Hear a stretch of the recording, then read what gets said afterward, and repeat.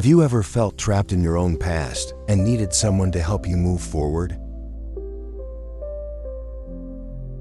In the large lobby of Hartman & Co. Marketing Solutions, Allison felt a mix of excitement and nervousness. On her first day at the renowned marketing agency in Chicago, she struggled to appear confident, even though inside she felt like a young woman fresh out of college among the sharks of the corporate market. Looking around, he noticed the grandeur of the place, with glass walls, minimalist tables, and professionals who passed by with the confidence of someone who had been there for years. Allison was met by human resources manager, Jessica, who took her through a brief introduction to the company and explained her new roles. From the moment she took the job, Allison had heard about the company's CEO, Evan Hartman. He was an important name with an impressive record of successful campaigns, but surrounded by mystery. Very few employees know Evan personally, Jessica said confidentially as they walked down the main hallway. He avoids common spaces and works in a more reserved wing.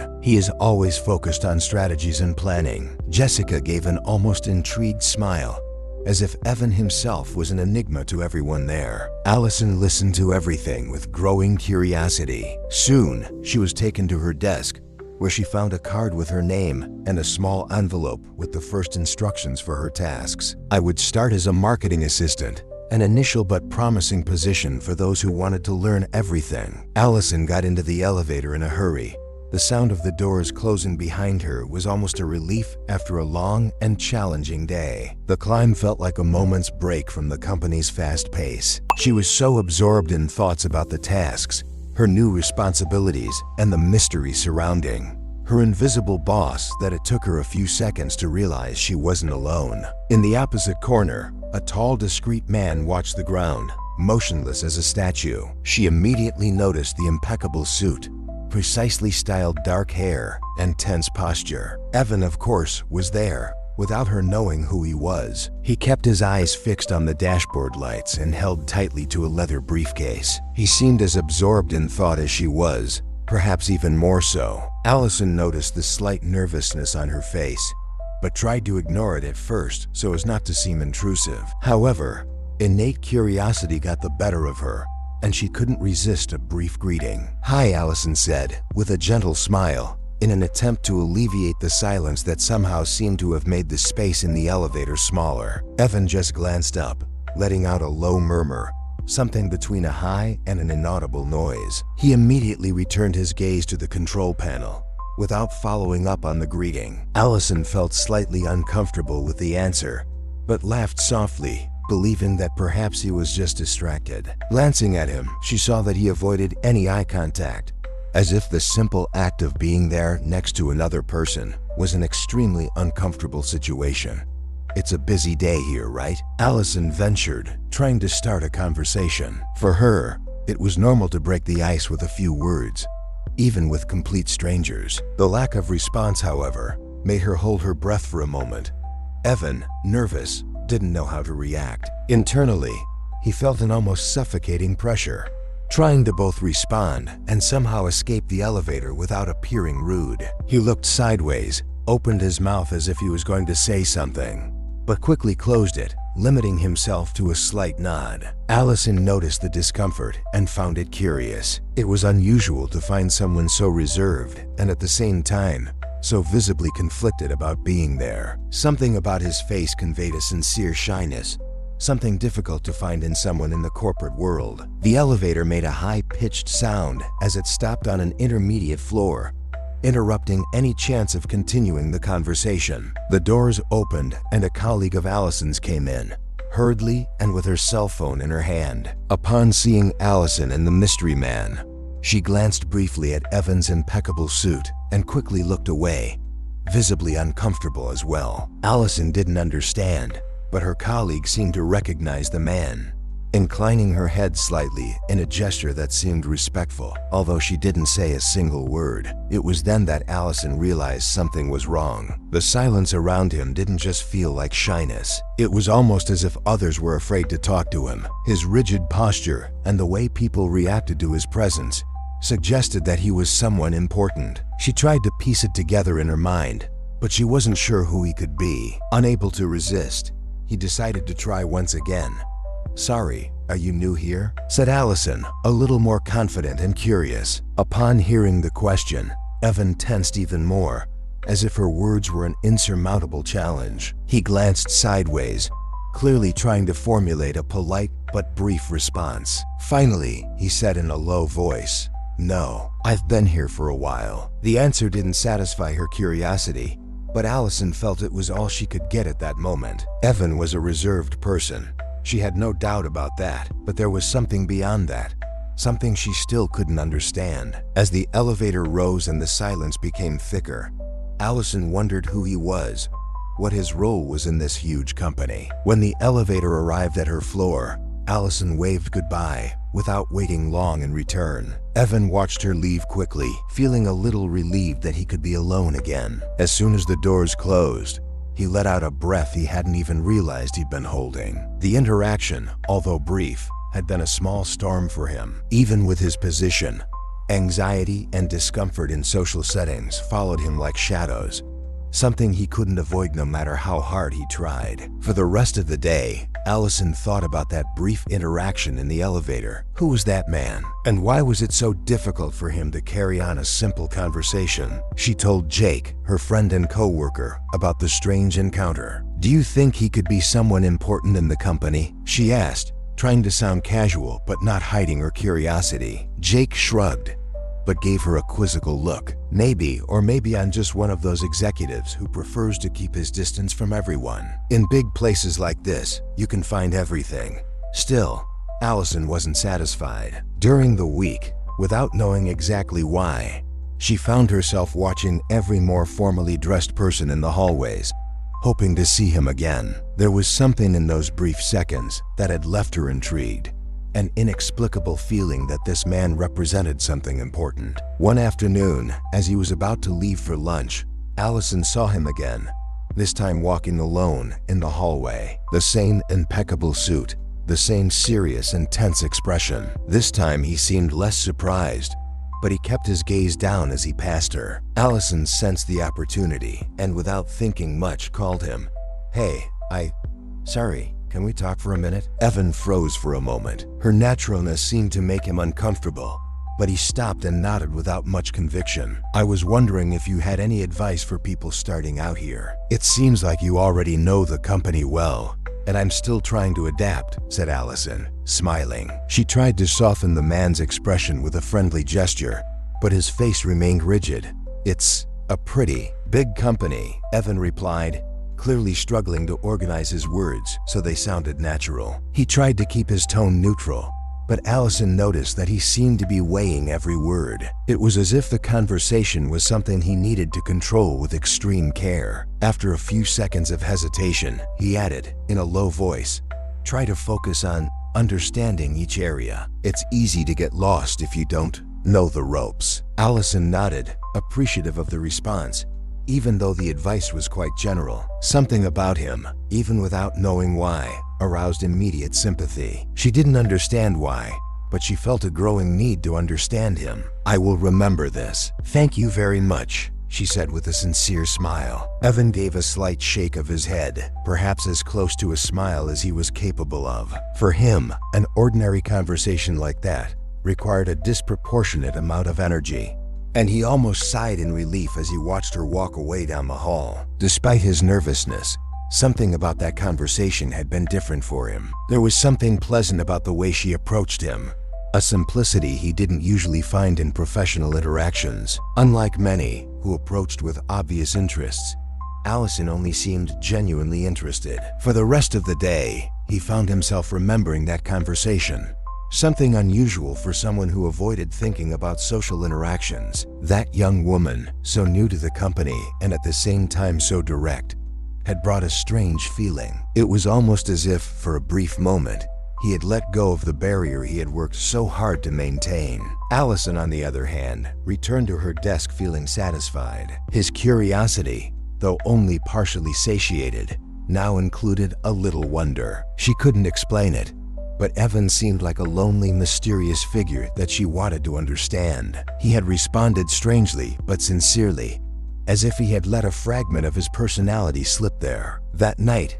at home, While preparing something to eat, Allison found herself thinking again about the mysterious man in the elevator and in the hallway. There was something that attracted her to him, something beyond the mystery and lack of clear answers. She knew it wasn't just a matter of professional curiosity. It was something that moved her on a deeper level. Something about her said that no matter how much Evan hid beneath his reserve armor, he was still someone with a story that deserved to be uncovered. In the following days, Allison decided that she would do her best to try to get to know him better, but in a careful way, respecting his limits. Allison was in the company's pantry, stirring her coffee while mentally reviewing a to-do list. He still hadn't told anyone about the strange elevator encounter with the mystery man. Among her colleagues, there seemed to be a silent consensus that everyone there knew how to stay in their own place.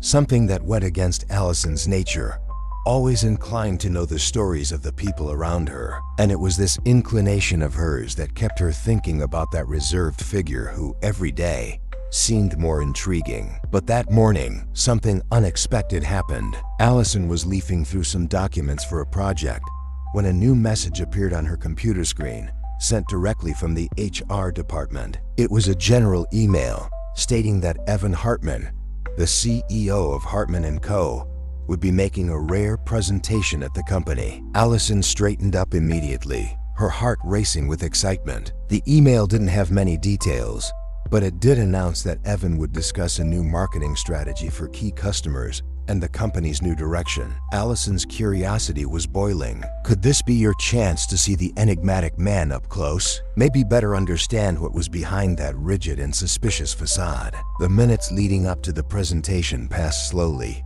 and Allison could barely concentrate. She exchanged messages with Jake, her colleague and best friend, who just reassured her with a rolling eyes emoji, clearly suggesting that she not get her hopes up. To Jake, Evan's behavior was almost the stuff of corporate legend, and any attempt to understand him seemed like a lost cause. At the appointed time, Allison walked into the auditorium with the feeling of being about to reveal an important secret. The auditorium was full, with all employees present. She chose a place further back, but with a strategic view of the small platform where the CEO would speak. The wait seemed eternal, and the whispers around him only increased his anticipation. Finally, Evan appeared. Upon taking the stage, he remained still for a moment, observing the crowd as if mentally calculating every movement and word. Allison held her breath. His posture was rigid, almost uncomfortable, and she realized with some surprise that the man standing there, with eyes fixed on a distant point, was the same man she had bumped into in the elevator. It was him, the company's CEO. The shock was instantaneous. The man who seemed nervous and reserved, who avoided all interaction, was none other than Evan Hartman, the leader of one of Chicago's most successful companies. This revelation hit Allison like an avalanche, leaving her momentarily stunned. In a split second, the meeting in the elevator turned into something much more significant. His difficulty in interacting now made some sense. As he began to speak, Allison took in every detail. Evan's voice was low and precise, but his tone lacked naturalness. With each sentence,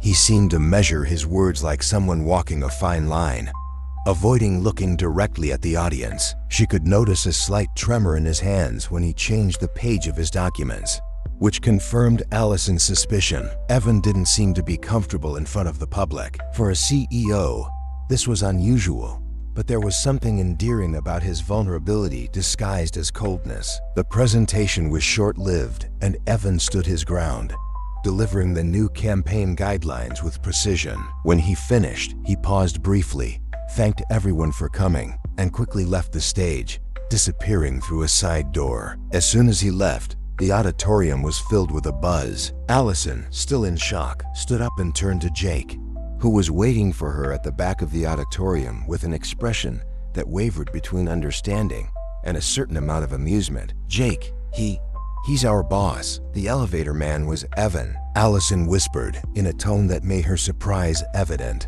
Jake let out a muffled laugh and nodded. "Welcome to the club, Allison. Almost everyone here goes through the shock of finding out who he is. And from your expression, it seems like that made you even more curious." She nodded, feeling the adrenaline of that discovery. It was difficult to imagine that the CEO, such an important person, would be so distant and uncomfortable. "Jake, do you think he's always like this? I mean, no one really gets to know him." Jake looked around to make sure no one was listening, then spoke in a low, careful tone. "Look, Allison, Evan is a legend, but not exactly because he's the approachable kind of CEO.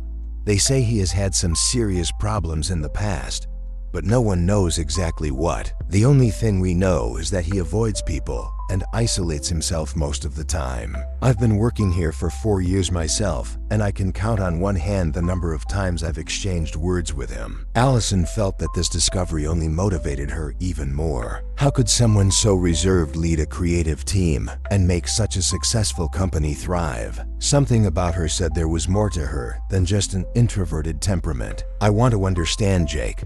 I want to find out why he is like this. Maybe it's just a way to protect himself. Aren't you curious?" Jake smiled and shook his head, as if he knew his friend wouldn't give up so easily. "Allison, if there's anyone determined to break the ice with him, it's definitely you. But take it easy. He's not easy and doesn't seem like the type to react well to approaches. In fact, they say he's turned people away for trying to be too friendly." She nodded, reflecting on Jake's advice, but feeling that his warning only strengthened her resolve. Allison didn't want to be invasive.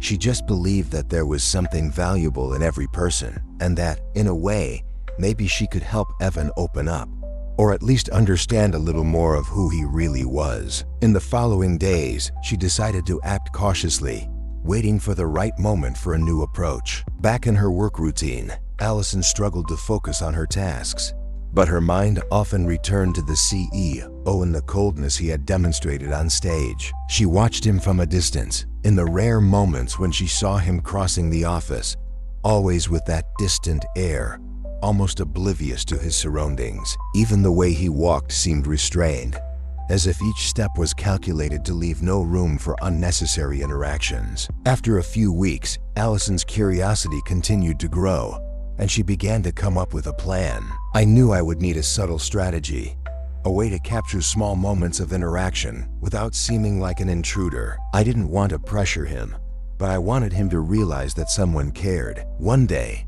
the opportunity appeared unexpectedly. Allison was reviewing a report for an important project when she received a message in her email from Evan.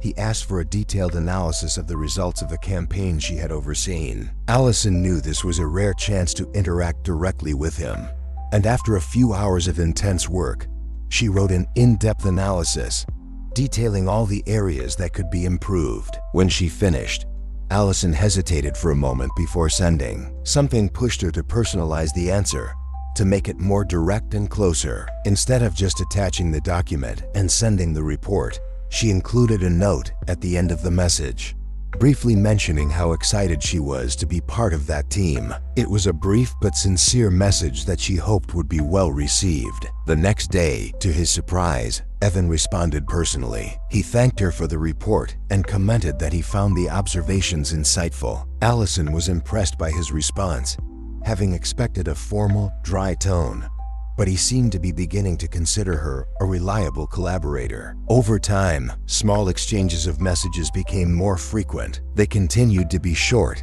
and to the point, but Allison felt that Evan was beginning to let his guard down, albeit in a small way. One afternoon, while reviewing some details of a project, Allison saw Evan crossing the hallway and decided this was her chance for a brief connection. She took a deep breath and approached him, softly calling his name. Evan stopped, visibly hesitant, but turned to face her with an expression of surprise mixed with the usual discomfort. "I just wanted to thank you for the opportunity to work more closely with the project. It's quite a challenge, but I'm learning a lot," said Allison, smiling and maintaining a professional tone, but with a note of enthusiasm that seemed contagious. He watched her for a moment, as if he hadn't expected such a direct approach. After a brief silence, Evan nodded slowly and in a low tone replied, "You've done a good job." It's rare to see someone with so much commitment. The phrase, although simple, made Allison feel like she was starting to break through that invisible barrier he maintained.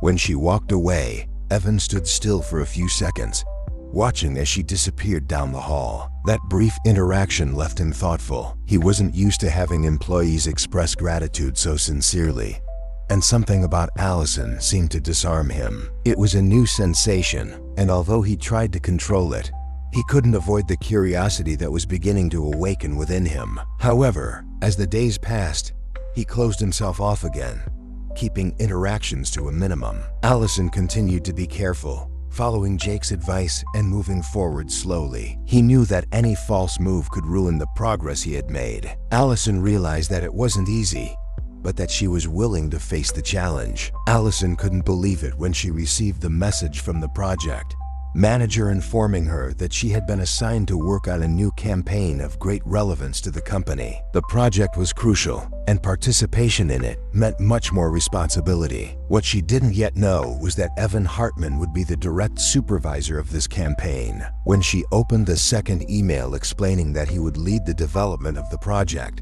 Allison felt a mixture of excitement and apprehension. The opportunity to work with Evan directly was something anyone would want to advance their career. But for her, this was also a chance to finally understand the man behind the unreachable boss image. The next morning, Allison began organizing her ideas and gathering references for the first phase of the project. She didn't know exactly when the initial contact would happen, and as she mentally prepared herself, she almost jumped out of her chair when she received Evan's first email. The message was brief, like all the others he had sent, but it contained a detailed list of directives and directions about what he expected from her on the project. The instructions were clear, but the tone was impersonal, cold. He seemed determined to keep everything on a strictly professional and objective level, without leaving room for unnecessary conversations or exchanges. Allison read and reread the email, analyzing Evan's words and trying to decipher the intentions behind each sentence. The directions were quite precise, which impressed her,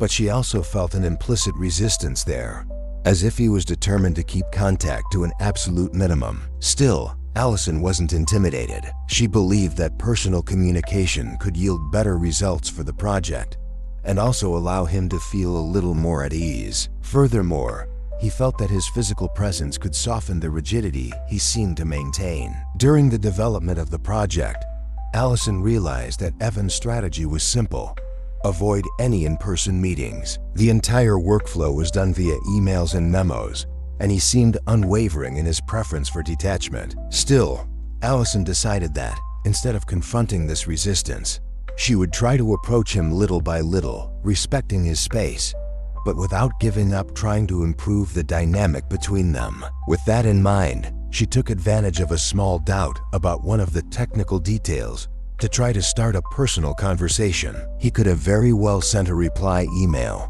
but he decided to go to Evan's office. When he reached the door, he took a deep breath and knocked softly. She took 2 steps inside and found him sitting at his desk, his eyes fixed on the computer screen, his posture rigid and clearly uncomfortable with the unexpected interruption. Upon noticing her presence, he looked up, his face taking on an expression of surprise, followed by a trace of discomfort. Allison smiled politely and explained that she had a question about one of the points of the project. "I thought it would be easier to resolve it in person, Mr. Hartman. I hope I'm not getting in the way," she said, trying to sound as professional as possible, even though she knew he probably wouldn't appreciate the approach. Evan looked away, disconcerted, and for a moment seemed to struggle to respond appropriately. With an almost reluctant wave, he indicated that she should explain her doubts. Allison took the opportunity and began discussing some details that could be adjusted, trying to keep the conversation natural and unpretentious. Evan, in turn, remained focused, but Allison noticed that he avoided looking at her directly. He answered questions precisely and objectively, but his answers were brief, making it clear that he had no interest in extending the conversation beyond what was necessary. After a few minutes, Evan seemed to relax slightly, although he still showed signs of discomfort. Allison watched his every reaction, trying to understand what made him so averse to direct interactions. Even without clear answers, she could see that there was something beyond simple introversion there. There was a kind of tension, as if he carried an invisible barrier that prevented him from getting closer. When Allison finally said goodbye, Evan let out a soft sigh, as if he had freed himself from an exhausting situation. She returned to her desk feeling like she had taken a step forward, however small. Evan had allowed the conversation, and as much as he tried to remain cool, the interaction showed that he, in a way, was starting to open up. When she returned to work, she noticed that he had sent a new email shortly afterwards, in which he reiterated some of the instructions, as if he wanted to reaffirm the formality of the communication. Allison interpreted the message as an effort to reinforce distance, but she was not intimidated. Over the next few days, she continued to receive instructions via email. But whenever a question or an idea that could improve the project came up, Allison found a way to go to his office in person. Each time he did so, he noticed that Evan became more tense, but somehow also more receptive. It was as if, little by little, he was getting used to her presence, even without admitting it. On one of these visits, Allison came in with a campaign draft that she had thought about overnight and believed would make all the difference in the project. When she presented the idea to Evan, he listened silently, his eyes intently watching the slides she displayed on her laptop. Allison knew she was about to take an important step towards gaining his trust, but in the middle of her explanation, she noticed that Evan seemed distant, as if he were deep in thought.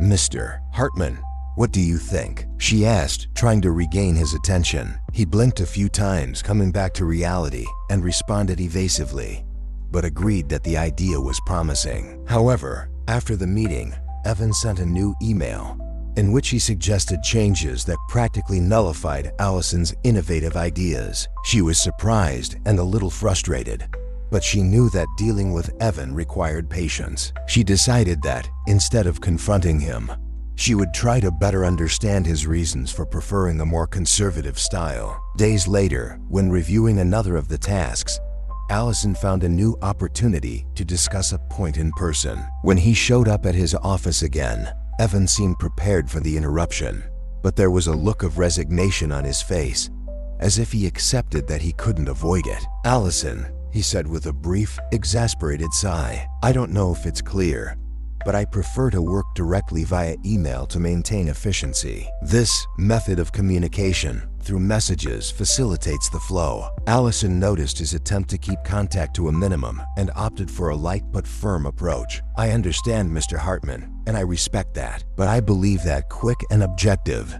meetings can facilitate our understanding of some points that are difficult to express by email." Evan was silent for a moment, clearly uncomfortable, but not knowing how to refuse without being rude. Finally, he nodded, murmuring something that sounded like reluctant acceptance. Allison took the chance and got straight to the point, explaining the details and adjustments she wanted to discuss. For the next few minutes, he listened to her in silence, his hands clasped and his gaze fixed on the material she presented. Gradually, Allison felt that he was really absorbing her ideas, although his face remained impassive. When she finished, Evan agreed with some of the suggestions, but again subtly emphasized his preference for distance. Allison's frustration was growing, but she knew that any attempt to confront him directly could harm the professional relationship she was building. So he decided to adopt a more subtle stance. He chose to adjust Evan's suggestions and send a new proposal for the project,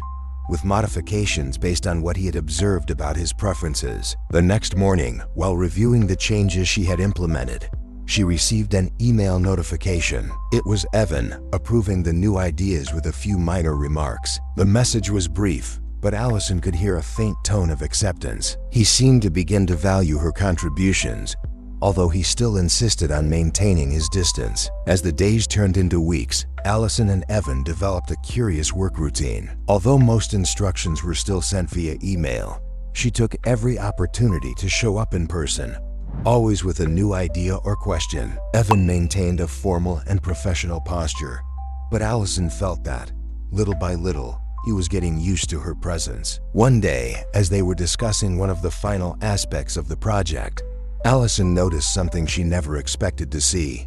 A brief smile, almost imperceptible but genuine. The fleeting and unexpected expression seemed to break for a moment the rigid and controlled image he displayed. For a moment, Allison felt like she was seeing a different side of him, a version of Evan that perhaps no one else knew. However, The moment was interrupted as quickly as it appeared, and he returned to adopting his neutral posture, as if the smile had never existed. At the end of the project, Allison felt like she had achieved a small victory. Although Evan still preferred distancing, she noticed that he no longer reacted with the same discomfort when he saw her. Allison felt a growing satisfaction that he somehow seemed to trust her suggestions and was more receptive to her ideas. She also understood that, even if he never showed it openly, that resistance had given way a little. After delivering the project, Allison was surprised to receive a message from Evan, in which he thanked him for his commitment and a job well done. It was a short and formal message, but for her, it meant an important breakthrough. Allison finished organizing the documents for the latest project while thinking about everything she had learned alongside Evan. Every interaction with him, no matter how small, left a trace of curiosity, as if every conversation and exchange of glances suggested something deeper. She realized that Evan was, above all, a person who avoided closeness and guarded himself in an almost obsessive way. He tried to transform the professional environment into a barrier, keeping everyone at a safe distance. It was intriguing to see how successful he was at hiding his feelings and yet still managing to exercise his leadership with impressive results. Even though he avoided human interaction, Evan's strategic vision was impeccable. However, for Allison, there was a side of Evan that remained dark, inaccessible, and this unknown layer moved her. One afternoon, while having coffee with Jake, she shared these impressions and talked about the feeling that there was something bigger behind Evan's coldness. Jake listened to her in silence, attentive, with an expression that mixed understanding and caution. After a few minutes, he sighed, as if pondering what he could or could not reveal. "You're not the first to think that, Allison," he began, his tone low. "But I can assure you that any attempt to find out more about Evan is risky. Many have tried to get closer, to understand what is going on with him, but no one has been able to. He closes himself off in a way that is impenetrable." Allison watched Jake with growing curiosity. She knew that Jake had worked there for years and perhaps knew some secrets that the other employees didn't know. He seemed reluctant, but ended up continuing, perhaps due to the silent insistence in her gaze. "There was a rumor that went around here a few years ago," he began, choosing his words carefully. "They say Evan went through a very difficult situation in the past, something that changed him once and for all. No one knows exactly what happened, but people say he suffered a tragic loss, which left him deeply shaken." Allison remained silent, absorbing every word. The news wasn't exactly a surprise. She had always sensed that Evan had something from his past that left an impression on him. However, hearing from Jake that he had possibly experienced a personal tragedy made everything more real and explained many of his attitudes and caution. The suspicion that there was trauma behind that reserved personality awakened in her a desire to understand and, in some way, to help. "Do you know what exactly happened?" she asked, still hesitant, not knowing if Jake would have any concrete answers. Jake shook his head. "No, just rumors, and they are scarce. Some say that he lost someone very close, others that he went through some kind of personal failure that marked him deeply. But in any case, Evan never mentioned anything and never allowed anyone to get close enough to find out." Upon hearing this, Allison felt a pang of compassion. The idea that Evan carried invisible pain all the time made her see him in an even more human way. Now she understood why he built so many walls around himself. Evan had created a fortress, an almost impenetrable structure to protect what, in her eyes, seemed like a still wounded and wary heart. At the same time, Allison knew he would never admit he needed support, and this denial made getting to know him even more complicated. Jake watched her in silence, perhaps worried about the direction of her thoughts. "Allison, you are my friend and I want to protect you too. I don't want to see you frustrated trying to understand something that may not even have a solution. This side of Evan is a dangerous path to go down." She knew Jake had good intentions, but his warning only served to reinforce her desire to understand her boss's story. It was clear that, no matter how distant Evan was, there was a man here who carried a complex history, baggage that isolated him. Over the course of the week, Allison began to observe any information about him more carefully. always in silence, without attracting the attention of others. The first opportunity to find out more came when she decided to review some old campaigns and discovered that, about 5 years ago, Evan had undergone a company restructuring. At the time, he assumed leadership after his father, founder of Hartman & Co., abruptly stepped down. Archives and records from the time indicated that the transition was marked by difficulties, with several layoffs and budget cuts. It was a critical phase for the company, and Evan had taken on the responsibility with a rigidity that surprised everyone. Allison began to think about the burden he had taken on by being the new CEO, without the full experience of his father.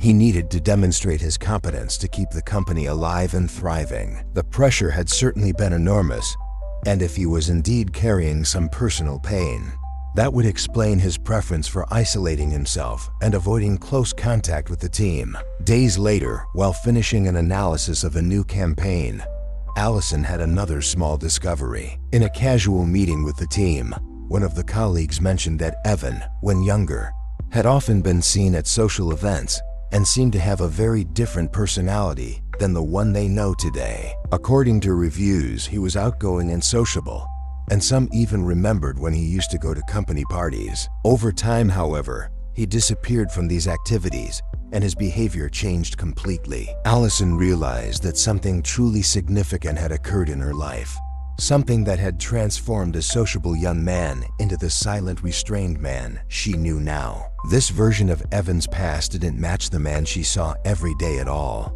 and the disparity between the Evan of the past and the Evan of the present left her more intrigued. Allison knew that trauma changed people, but the drastic change suggested a deep loss or disillusionment. She began to imagine the types of suffering that could bring about such change. It wasn't difficult for her to feel empathy. After all, everyone has stories that shape who they are. One night, while walking home, Allison found herself remembering Jake's words. The story he'd heard from her about Evan's personal loss seemed like just a fragment of something bigger. She knew that for many people, past traumas were memories that should never be unearthed. But Allison also believed that, with understanding and care, it was possible to help people overcome these milestones. The desire to help Evan open up went far beyond simple curiosity. "I felt that if I could gain his trust, I could help alleviate some of the pain he carried." The idea seemed bold, even a little absurd, but Allison couldn't ignore it. He knew that if he tried,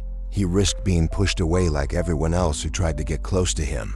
Still, for her, it was worth trying. Over the days, Allison searched for any new information about Evan discreetly, without attracting attention. During an informal team meeting, he heard a few more fragments about his story. They commented that, a few years ago, he had gone through a difficult experience with one of his best friends, who worked with him at the beginning of his career. At the time, this friend was also part of the company's staff and, according to the little information that Allison gathered, he seemed to have been someone of great importance to Evan. The few words exchanged by colleagues suggested that this friend had disappeared abruptly, and there was speculation that he had passed away, which would then be one of the reasons that left Evan reclusive and cautious. However, Allison realized that no one was sure of anything. What existed were just guesses, fragments of half-told stories that she knew didn't give a complete picture. Evan had become an even more mysterious, almost tragic figure. Knowing the possible loss,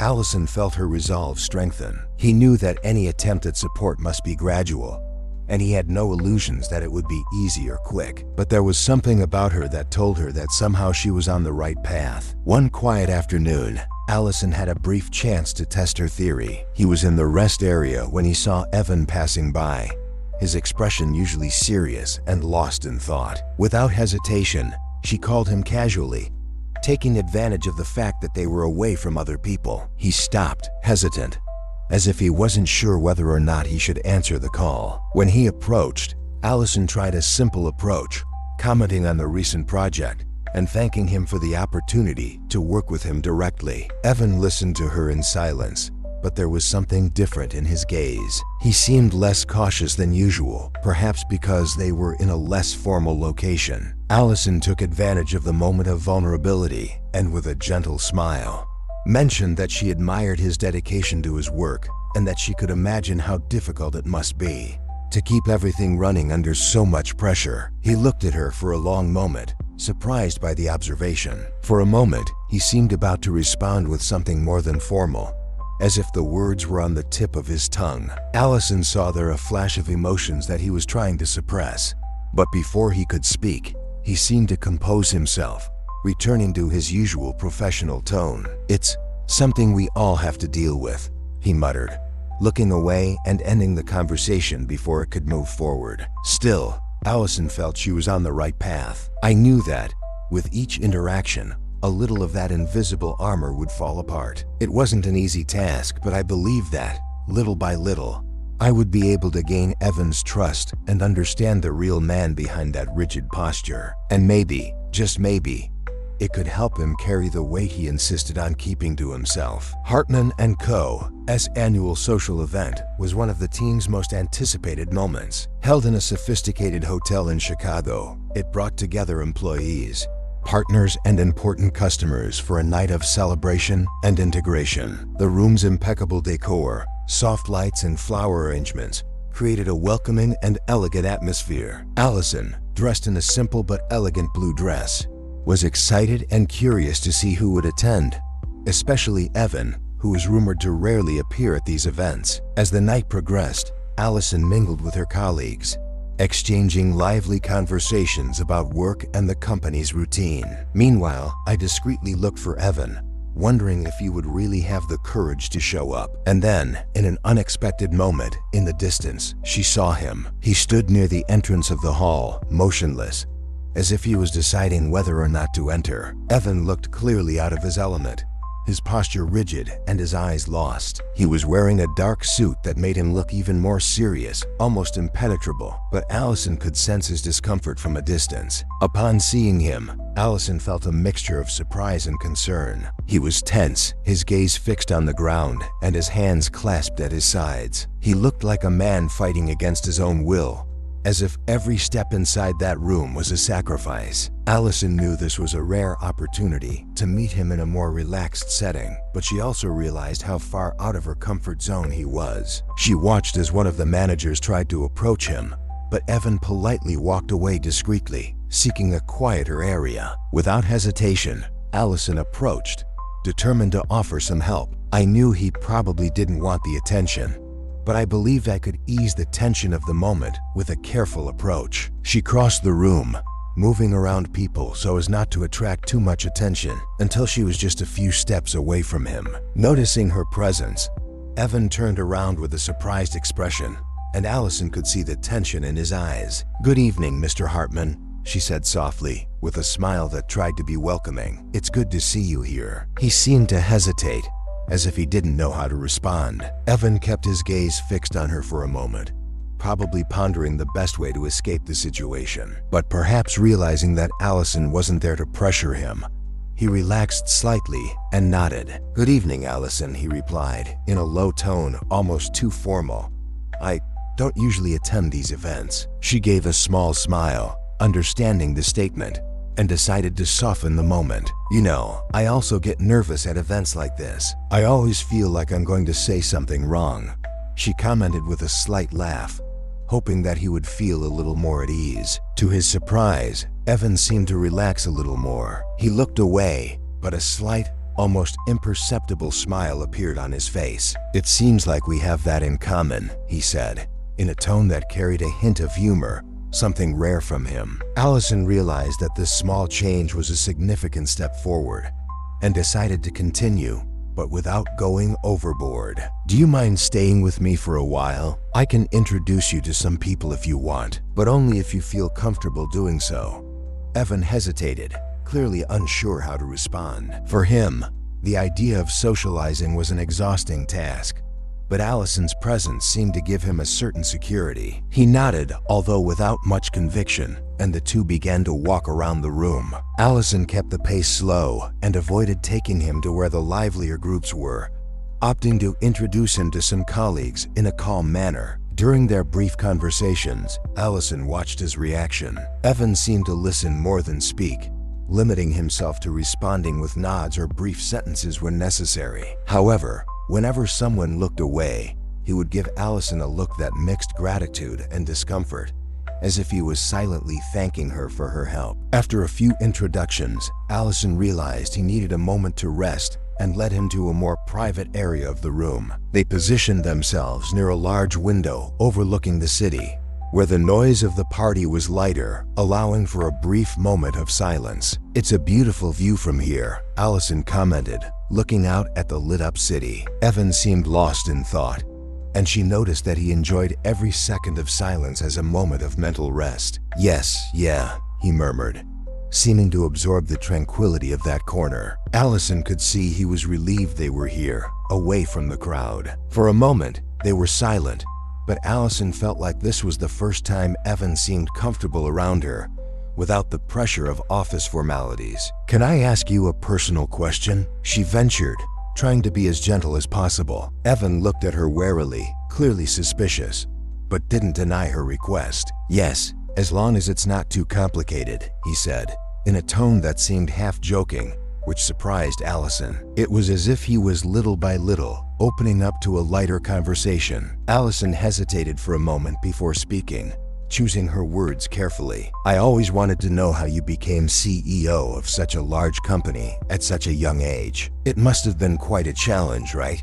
Evan looked away at the city, thoughtfully. It was clear that that question touched him personally. He remained silent for a few moments before finally responding in a low, almost hesitant tone. "It was difficult, yes. My father founded the company, and when he had to step away, things changed very quickly. The transition was complicated." Allison noticed the weight of his words and felt there was much more there than he was letting on. She realized that Evan carried a responsibility that likely isolated him even more. Instead of pressuring him, he decided to show understanding. "I imagine it was a big responsibility, taking on something so important and keeping everything running while still adapting to the new role," said Allison, with a tone of empathy. He looked at her in surprise, as if he hadn't expected to hear words of understanding. He seemed to ponder the idea for a moment, before nodding slightly. "Yes, it was a big burden," he admitted, his voice revealing a vulnerability he rarely showed. Allison could see that he was letting her see a small part of his pain, albeit cautiously. For a few moments, they remained silent, and Allison noticed that Evan was looking at the city view with a distant expression. She knew he was probably reliving difficult memories, and once again, she chose not to pressure him. It was clear he wasn't used to opening up, and any attempt to force him to continue could ruin the moment. Just as she was about to comment on the view again to ease the tension, Evan turned to her, looking calmer, and gave a small smile. "You know, I've never been much of a social person, and I think I've always been like this, reserved. I don't know if that will ever change." Allison laughed lightly, feeling more at ease. "No need to change, Evan. Everyone has their own way of being. In fact, I think the way you lead the company is unique for that very reason. You bring a perspective that no one else has, and that, in a way, inspires us." Evan looked at her, visibly touched by her words. It was rare to hear praise that valued him not only for his practical leadership, but also for the complexity he brought to the work environment. That observation from Allison seemed to have penetrated his defenses, touching something deep. "Thank you, Allison," he said, in a voice barely above a whisper. "Sometimes I forget that my way of being can be seen in another way." He paused and looked away again.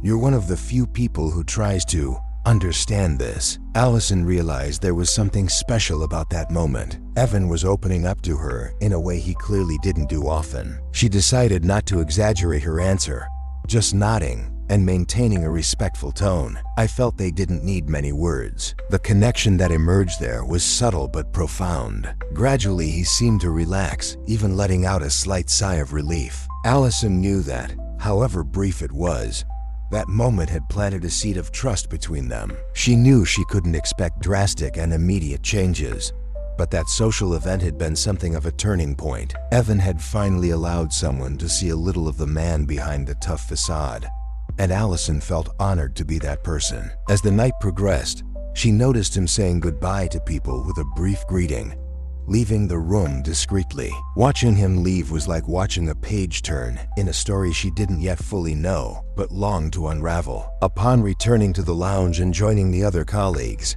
Allison was surprised by the curious looks and disguised smiles. Many had noticed her interaction with Evan, and some discreetly approached to ask what she thought of him. Allison, however, decided to keep the moment to herself. He knew that what had happened there was special, and that for him, any comment about that opening would be a huge setback. Jake approached her at the end of the night, giving her a knowing look. "So did you finally get a chat with the great Evan Hartman?" he asked with a smile like he knew how much that meant to Allison. She smiled, satisfied. "Yes. And you know, Jake, he's more interesting than anyone realizes. I just don't think anyone gave him a chance to show it." Jake looked at her curiously, but also with a touch of caution. He knew Allison well enough to know that she felt empathy for people, but he feared that this connection with Evan could turn into something bigger and more complicated than she expected. Still, he chose not to say anything. I knew Allison was capable of making her own decisions. That night, when Allison got home, she reflected on what had happened. She felt close to Evan in a way she still couldn't describe. I knew he was someone who carried deep pain, and that pain kept him isolated. But for some reason, he had chosen to let his guard down with her, and Allison felt that if she was patient, perhaps she could continue to help him step out of the shadows he had created around himself. The morning after the company's social event, Allison arrived at the office with a slight sense of contentment. The interaction with Evan the night before had been something rare, almost magical. For the first time, she felt like he had allowed someone to see a side of him that he had kept hidden. The words of gratitude he had spoken still echoed in her mind, and she believed that brief moment of connection had left a positive impression on him. She felt hopeful, almost certain that, little by little, they could develop a relationship of trust, something he seemed to avoid with all his might. However, the atmosphere changed drastically when Allison received a short but direct message asking her to come to Evan's office. The unexpected formality and dry tone of the message left her apprehensive. Trying to ignore the butterflies in her stomach, she quickly packed up some documents and walked to his office. As soon as he entered, he realized something was wrong. Evan was standing with his back to her, and his body seemed tense, as if he were trying to control pent-up anger. "Mr. Hartman, did you ask to see me?" Allison began, with an attempt to maintain a professional tone. He turned slowly, and Allison saw an expression she never expected to see. A hard, cold look, filled with frustration. Evan kept his gaze fixed on her, his eyes showing a mixture of anger and discomfort, as if he was struggling to maintain his composure. "Allison, I need to be direct," he began, in a controlled tone, but without hiding his displeasure. "I feel like you've been nosy on several occasions. I'm not sure what you think you gained from trying to get closer, but it's something I don't really care about." His words hit Allison like a blow. With each sentence, he felt the air leaving his lungs, and the lightness he had felt in the morning quickly dissipated. Evan continued, his gaze firm, relentless. "I understand that you have been trying to help, but this has crossed lines that I consider unacceptable. My personal space is very important, and I feel like you have constantly invaded that space. I need you to understand that as much as I appreciate your work, I really don't want a friendship. For me, this type of relationship doesn't work,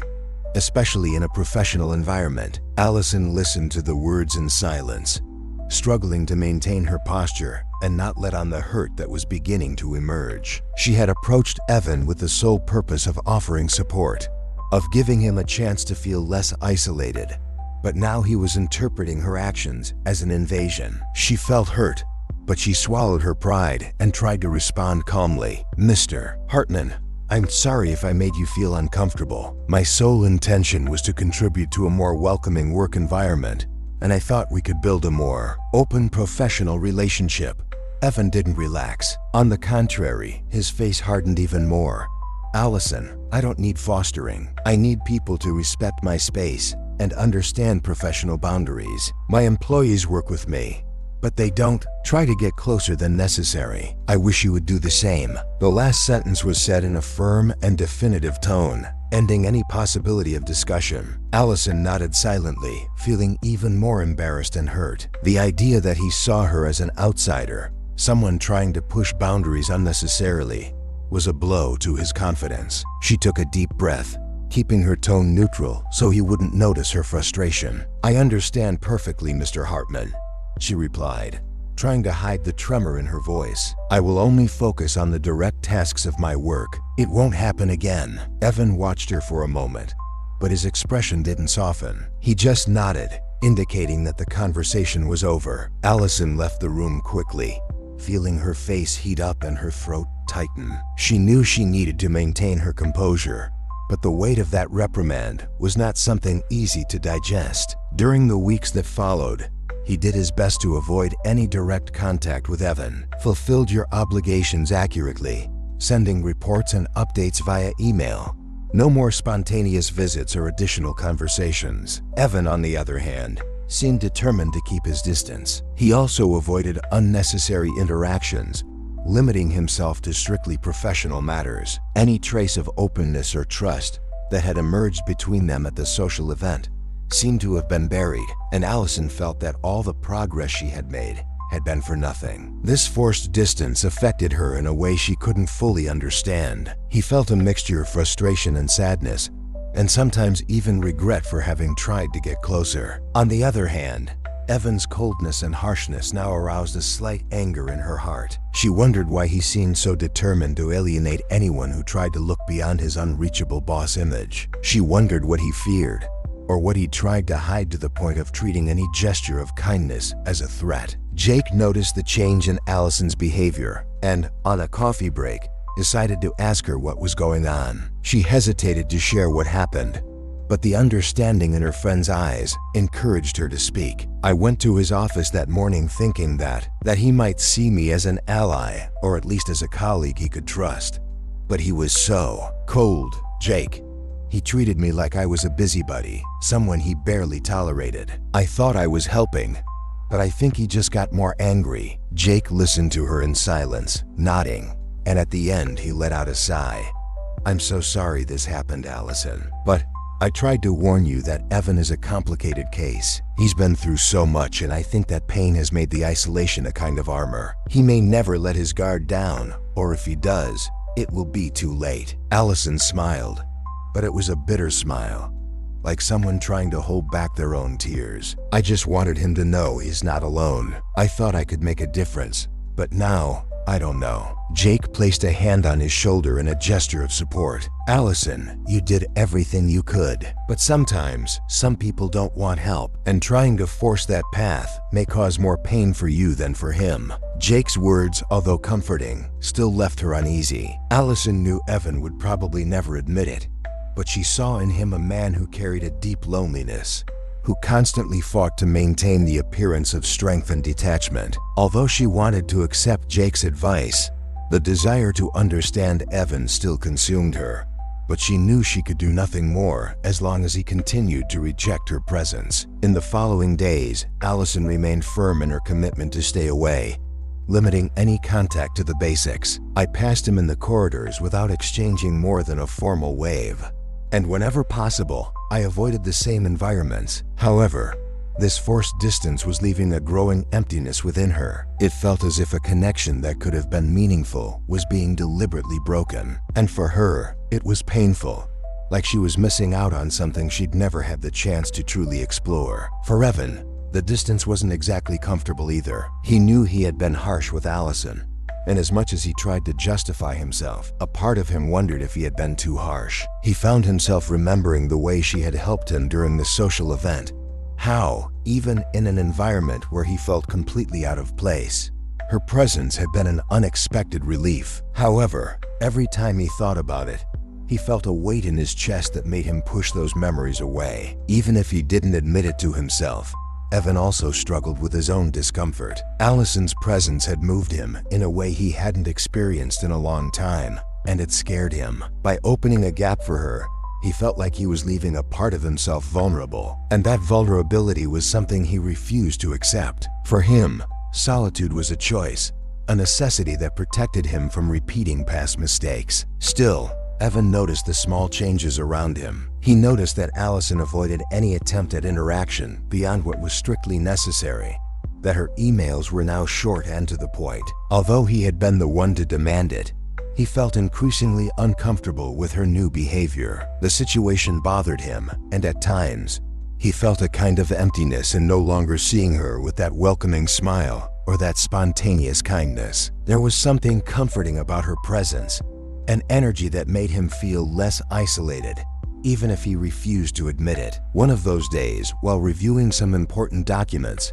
Evan noticed an error in the report for one of the projects Allison supervised. On another occasion, he allegedly sent her a direct message asking her to come to his office to correct the problem. But this time he hesitated. The thought that a direct meeting between them might be uncomfortable made him reconsider. Still, he found himself typing the email, instructing her to come to his office to discuss the problem. When Allison received the message, she felt butterflies in her stomach. Since that difficult conversation, I had avoided any personal contact with Evan, but now I had no choice. He mentally prepared himself, held the documents tightly, and went to his office, where he knocked on the door and waited. Evan was sitting at the table, but when he saw her enter, something in him changed slightly. Perhaps it was her serious and cold expression, a reflection of the distance he had imposed.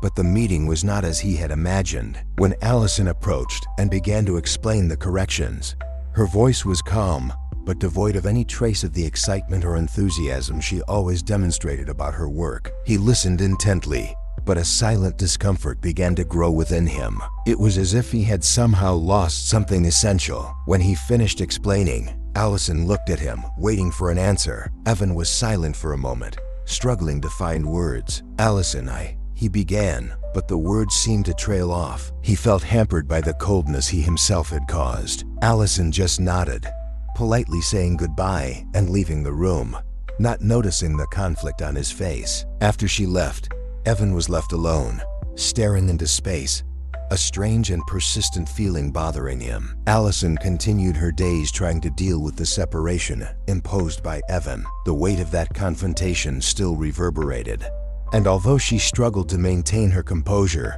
she knew that something inside her had changed. She felt that by treating her so coldly, Evan had not only alienated a co-worker, but had broken the trust she was willing to offer. Allison began to dedicate herself to her work in an even more reserved manner, maintaining minimal and targeted interactions with Evan, remaining strictly professional as he had demanded. Each email was worded precisely and to the point, without any room for the warmth she often incorporated into interactions. Even if her coldness was discreet, she knew he could sense the emotional distance between them, a barrier that she now didn't know if she could break down. However, that impersonal and cold exchange seemed to increasingly bother Evan. In the days following the confrontation, he found himself reviewing her emails, noting the precise and contained objectivity in her words. What he would have previously considered ideal now seemed too distant, almost as if he was missing something essential in the professional relationship they had built. This tension was not easy to recognize, but Evan realized that the emptiness in their exchanges was disturbing. The conflict between the two was about to reach a decisive point on a Friday afternoon. Allison was about to leave the office when she received a text from Evan asking her to come to his office to discuss one last detail about a campaign. She hesitated, the direct and unexpected request igniting a mix of apprehension and curiosity. As much as he avoided direct interactions, he knew he needed to face the situation. He grabbed the necessary material and went to his room, mentally preparing himself for the conversation. When he entered, he found Evan sitting at the table,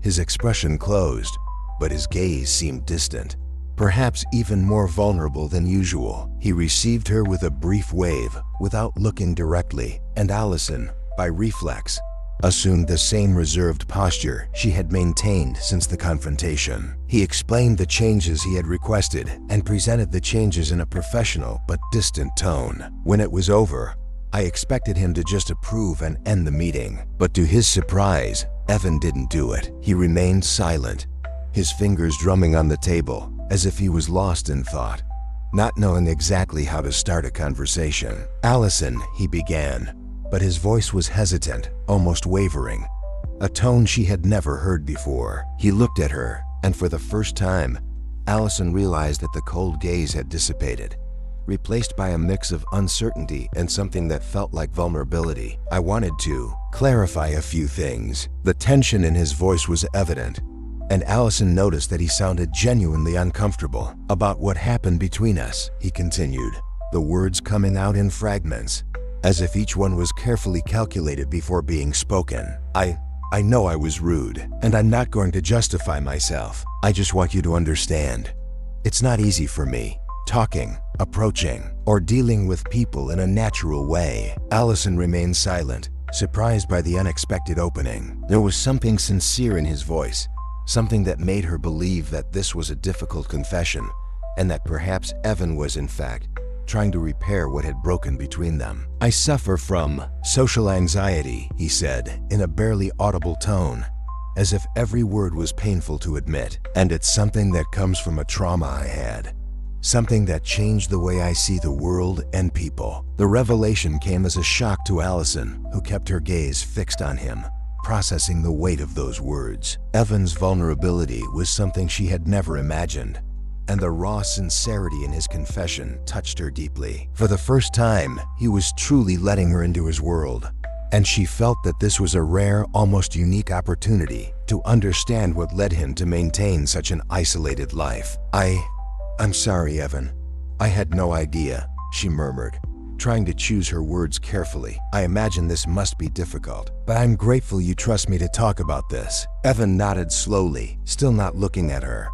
I had to learn to live with this barrier between me and the world. People usually don't understand.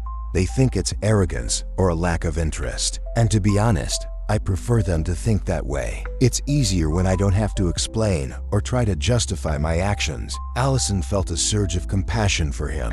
I knew that for someone with social anxiety, even a simple interaction could be exhausting.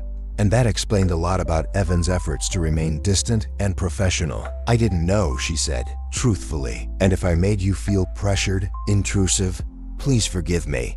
I just wanted to help because I felt like maybe you were carrying something that isolated you. He nodded, expression remaining tense but less rigid.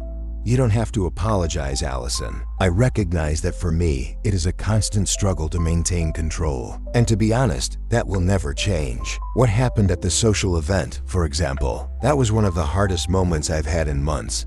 And you helped me get through it. But the next day, I realized I was becoming vulnerable, and that scares me. The weight of his words hit her intensely. Allison realized that for Evan, every small gesture of proximity she made was actually a threat to the meticulous control he maintained over himself. It was an ongoing struggle, an effort to protect herself from others and her own emotions. Evan, she began, after a few moments of reflection, you don't have to face this alone. I know I can't solve it, and maybe no one can. Maybe somehow you can find ways to make these moments less heavy. He smiled, but it was a sad smile, an expression that revealed how much he was still trapped in his own pain. I appreciate the intention, Allison, but for me, it's easier to keep people at a distance. It's a way to avoid new wounds, to protect myself. She understood, but she felt that in some way, this protection was a prison. Every barrier he erected was also a wall that kept him from any chance of genuine connection.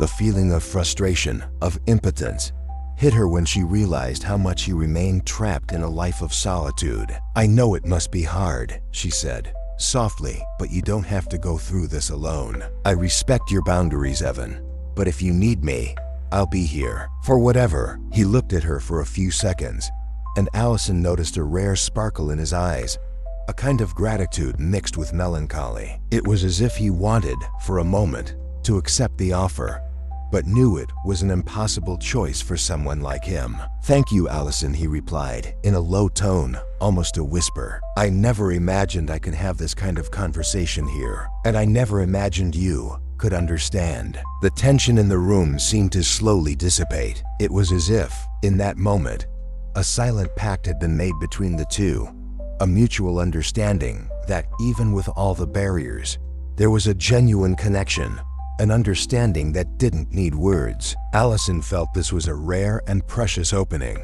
something she would deeply value. She knew Evan might back down again, but she also knew that, for once, He had trusted her enough to share his secret. It was a significant advance, and for her, that was enough. As she left the room, a feeling of calm enveloped her. Allison felt like she had finally touched Evan's heart in some way.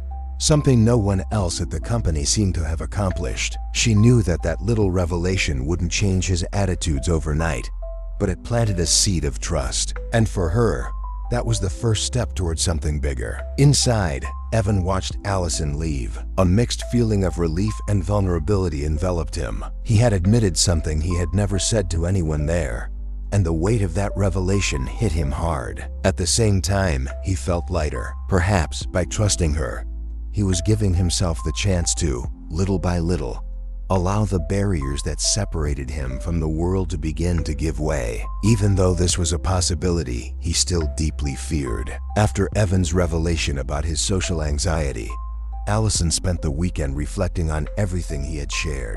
Understanding that his behavior was motivated by deep trauma brought a new perspective to the way she viewed him. He was not just a reserved and distant boss. There was a complexity to him that no one in the company knew about. Allison now felt a silent responsibility to help him, but she knew she needed to be careful. Any attempt to get closer should be gradual, subtle, without ever making him feel exposed. On Monday, when Allison entered the office, she decided to approach the situation with discretion. I knew Evan was used to keeping his space, and it was crucial to respect that, so he wouldn't misinterpret his intentions. Even with this caution, she could not ignore the impulse to help him gradually come out of isolation. Over the course of the week, Allison observed his interactions with other employees and noticed that although Evan maintained a respectful stance, his conversations rarely went beyond the basics. He was direct, efficient, but his gestures were measured, as if each movement was calculated so as not to expose himself too much. She knew that any progress would depend on her ability to inspire trust and offer support without ever overcoming his barriers. With this plan in mind,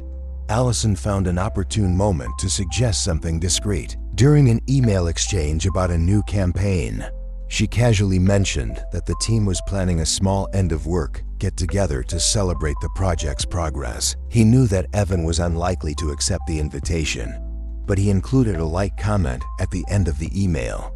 "If you decide to stop by, I'm sure it will be a peaceful time and a good chance to disconnect a little from the office rhythm. I know social events aren't exactly your cup of tea, but I'll be there if you need some safe company." It was a subtle but carefully formulated joke, an attempt to make him realize that, at least with her, he could count on a non-judgmental presence. To her surprise, his response arrived shortly, brief but courteous. "I appreciate the invitation, Allison. I will consider it." Knowing how much he avoided these moments, the simple possibility that he would consider showing up was already a big step forward. That afternoon, Allison stayed in the office after work, following the team who had gathered for a relaxed conversation. She didn't know if Evan would show up, but she stood near the door, hoping he would work up the courage. Almost an hour later, Allison saw Evan standing at the entrance, observing the group with a cautious expression. He looked undecided, but before he could change his mind, she nodded slightly, encouraging him to come closer. Upon seeing her gesture, he hesitated for a moment and then entered, staying in a more private area. Allison approached, greeting him with a welcoming smile. "I'm glad you decided to come," she said, in a light tone, avoiding any mention of the effort she knew he had made to be there. Evan smiled restrainedly, looking away from the group. "I guess I don't do this often, or ever," he admitted, trying to relax, but still appearing somewhat uncomfortable. Allison, noticing his effort, suggested that they talk there, away from the larger group, as if they had found a safe space within their own office. Throughout the conversation, she didn't pressure him to interact more than necessary. They talked about light topics, like hobbies and some personal interests. Allison noticed that, little by little, he began to open up, revealing tastes that few knew about. He mentioned, with some hesitation, that he liked reading biographies and stories of overcoming, perhaps because these stories reminded him that pain could be overcome. At the end of the night, before saying goodbye, Allison said, in a casual tone, "I'm glad you came. Evan, these little moments help to relax your mind and I know everyone appreciates it when you join us." He looked at her for a moment, surprised, but with a gleam of gratitude in his eyes, something she had never seen before. The next day, Allison decided to keep this approach subtle. During the coffee break, she talked to him in an almost carefree way about a technique she had learned about in one of the books she had read. Small social exposure challenges that allowed people to feel more comfortable in uncomfortable environments without great pressure. Immediate. She spoke lightly, without directly suggesting that he try, just leaving the information in the air as an idea to be considered. Evan listened with interest, and to his surprise, showed curiosity. He asked more about the technique and how it worked, and Allison explained that the idea was to make small approaches, like greeting someone you would normally avoid, or simply starting a brief conversation in a casual setting. He nodded thoughtfully, and she knew that, even without a direct answer, the idea had planted a seed. Over the next few days, Allison noticed him starting to make small adjustments. Once, while crossing the hallway, Evan paused to greet a new employee, something he would have avoided before. The gesture was simple, but Allison knew that, for him, it was a big step. Each interaction felt like a challenge overcome, and she noticed that, with each small achievement, Evan became a little more confident. He still avoided crowds and long conversations, but these small victories showed that he was pushing himself out of his comfort zone. This new willingness of his to try, even if cautiously, inspired Allison. She continued to offer suggestions in a light tone, always during casual conversations, and he accepted some, as if he was gradually building trust in her and in himself. Allison also noticed that he began to trust her more to talk about some professional dilemmas, something she would never have expected at the beginning. Evan, who had previously kept all discussions strictly professional, now invited her to smaller meetings where they discussed strategy or looked at new approaches for the team. During one of these meetings, Evan mentioned that he was trying to develop a campaign that relied on a more collaborative team. It was a challenge for him, as he had always been used to working in isolation. Allison, seeing the difficulty he was facing, suggested a group activity, something that could help everyone feel closer and more comfortable. "At first, we can do something where you have a more observant role," she said, softly. "I know leading these dynamics may be uncomfortable for you, so we can take it slow." Evan thought about the idea, and for the first time, he seemed receptive. He suggested an informal meeting to discuss the campaign, and accepted the idea of observing the dynamics rather than actively leading them. For Allison, this was a huge step, a sign that he was willing to trust the team, and most importantly, her. At the informal meeting, Allison led most of the discussion, allowing Evan to focus on observing his colleagues. He maintained a serious expression, but she noticed that, little by little, he relaxed, interacting with small comments here and there. At the end of the meeting, Allison felt that the experience had been beneficial for him. She noticed that, although he didn't comment openly, there was a slight smile on his face, an almost imperceptible expression that showed how much this experience had helped him feel part of the group. As the days went by,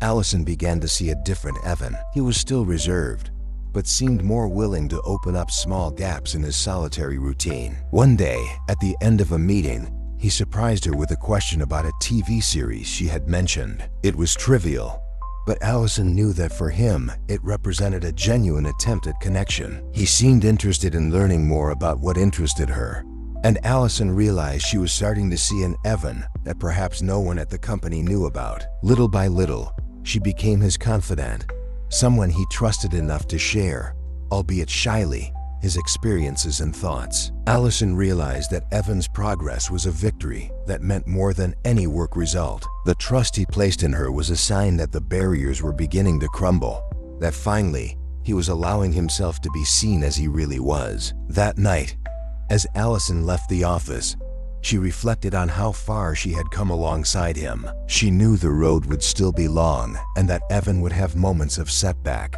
but she also knew that, with patience, she could continue to help him overcome each small barrier. For her, that effort was worth it, because Evan had shown her a vulnerable side that no one knew about. As the days passed, Evan felt that Allison's presence had become a comforting constant in his routine. At first, he feared how this proximity could destabilize him, threatening his ability to maintain absolute control. Every little interaction with her was a reminder that someone was seeing beyond the surface he worked so hard to maintain. The idea of letting his guard down scared him, and it made him hesitate. He felt like someone who, after years of living in the shadows, began to glimpse the warmth of the sun. But what should have been invigorating also made him restless, for he had learned to live within the protection of its walls, and any change felt like a threat. That afternoon, after a series of meetings, Allison had passed by his office with a light wave, a gesture that had now become an informal greeting between the two.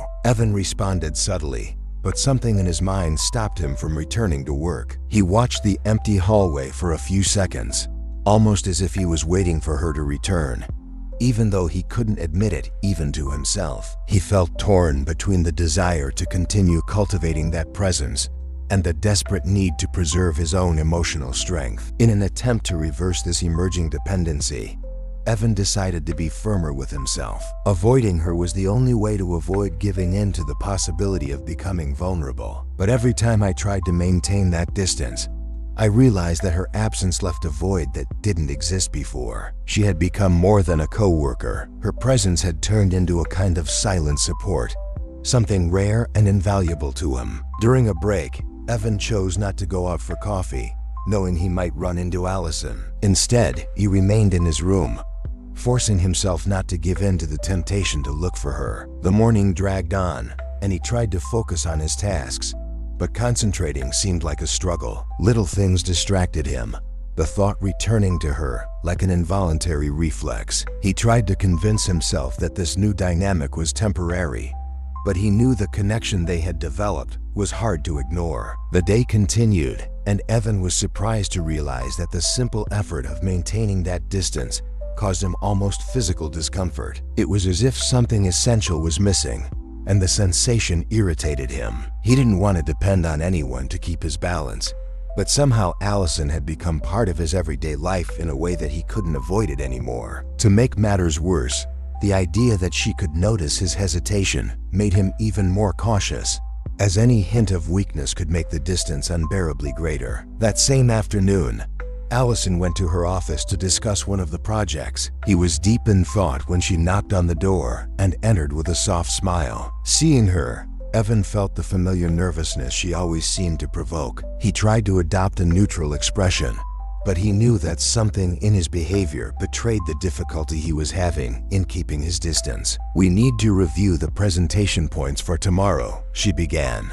positioning herself next to him and passing through a series of slides she had prepared. Evan observed every detail of the content she showed, but his focus was divided between her words and the proximity of her presence. Her voice was calm, professional, but with every gesture, with every look exchanged, he realized that his efforts to maintain distance were slipping away. The desire to confide something, to share more than necessary, took over his thoughts, and it terrified him. When she finished her presentation, Allison noticed a prolonged silence. Evan seemed distant, as if he were in an internal battle. She hesitated, then asked softly, "Is everything okay, Evan?" The simple but sincere question made him mentally recoil. For a moment, he almost confessed the truth about his struggle to remain distant from her, about the fear that this closeness could shake the emotional structure he maintained with so much effort. But instead, he responded in a controlled manner. "Yes, it's okay," he said,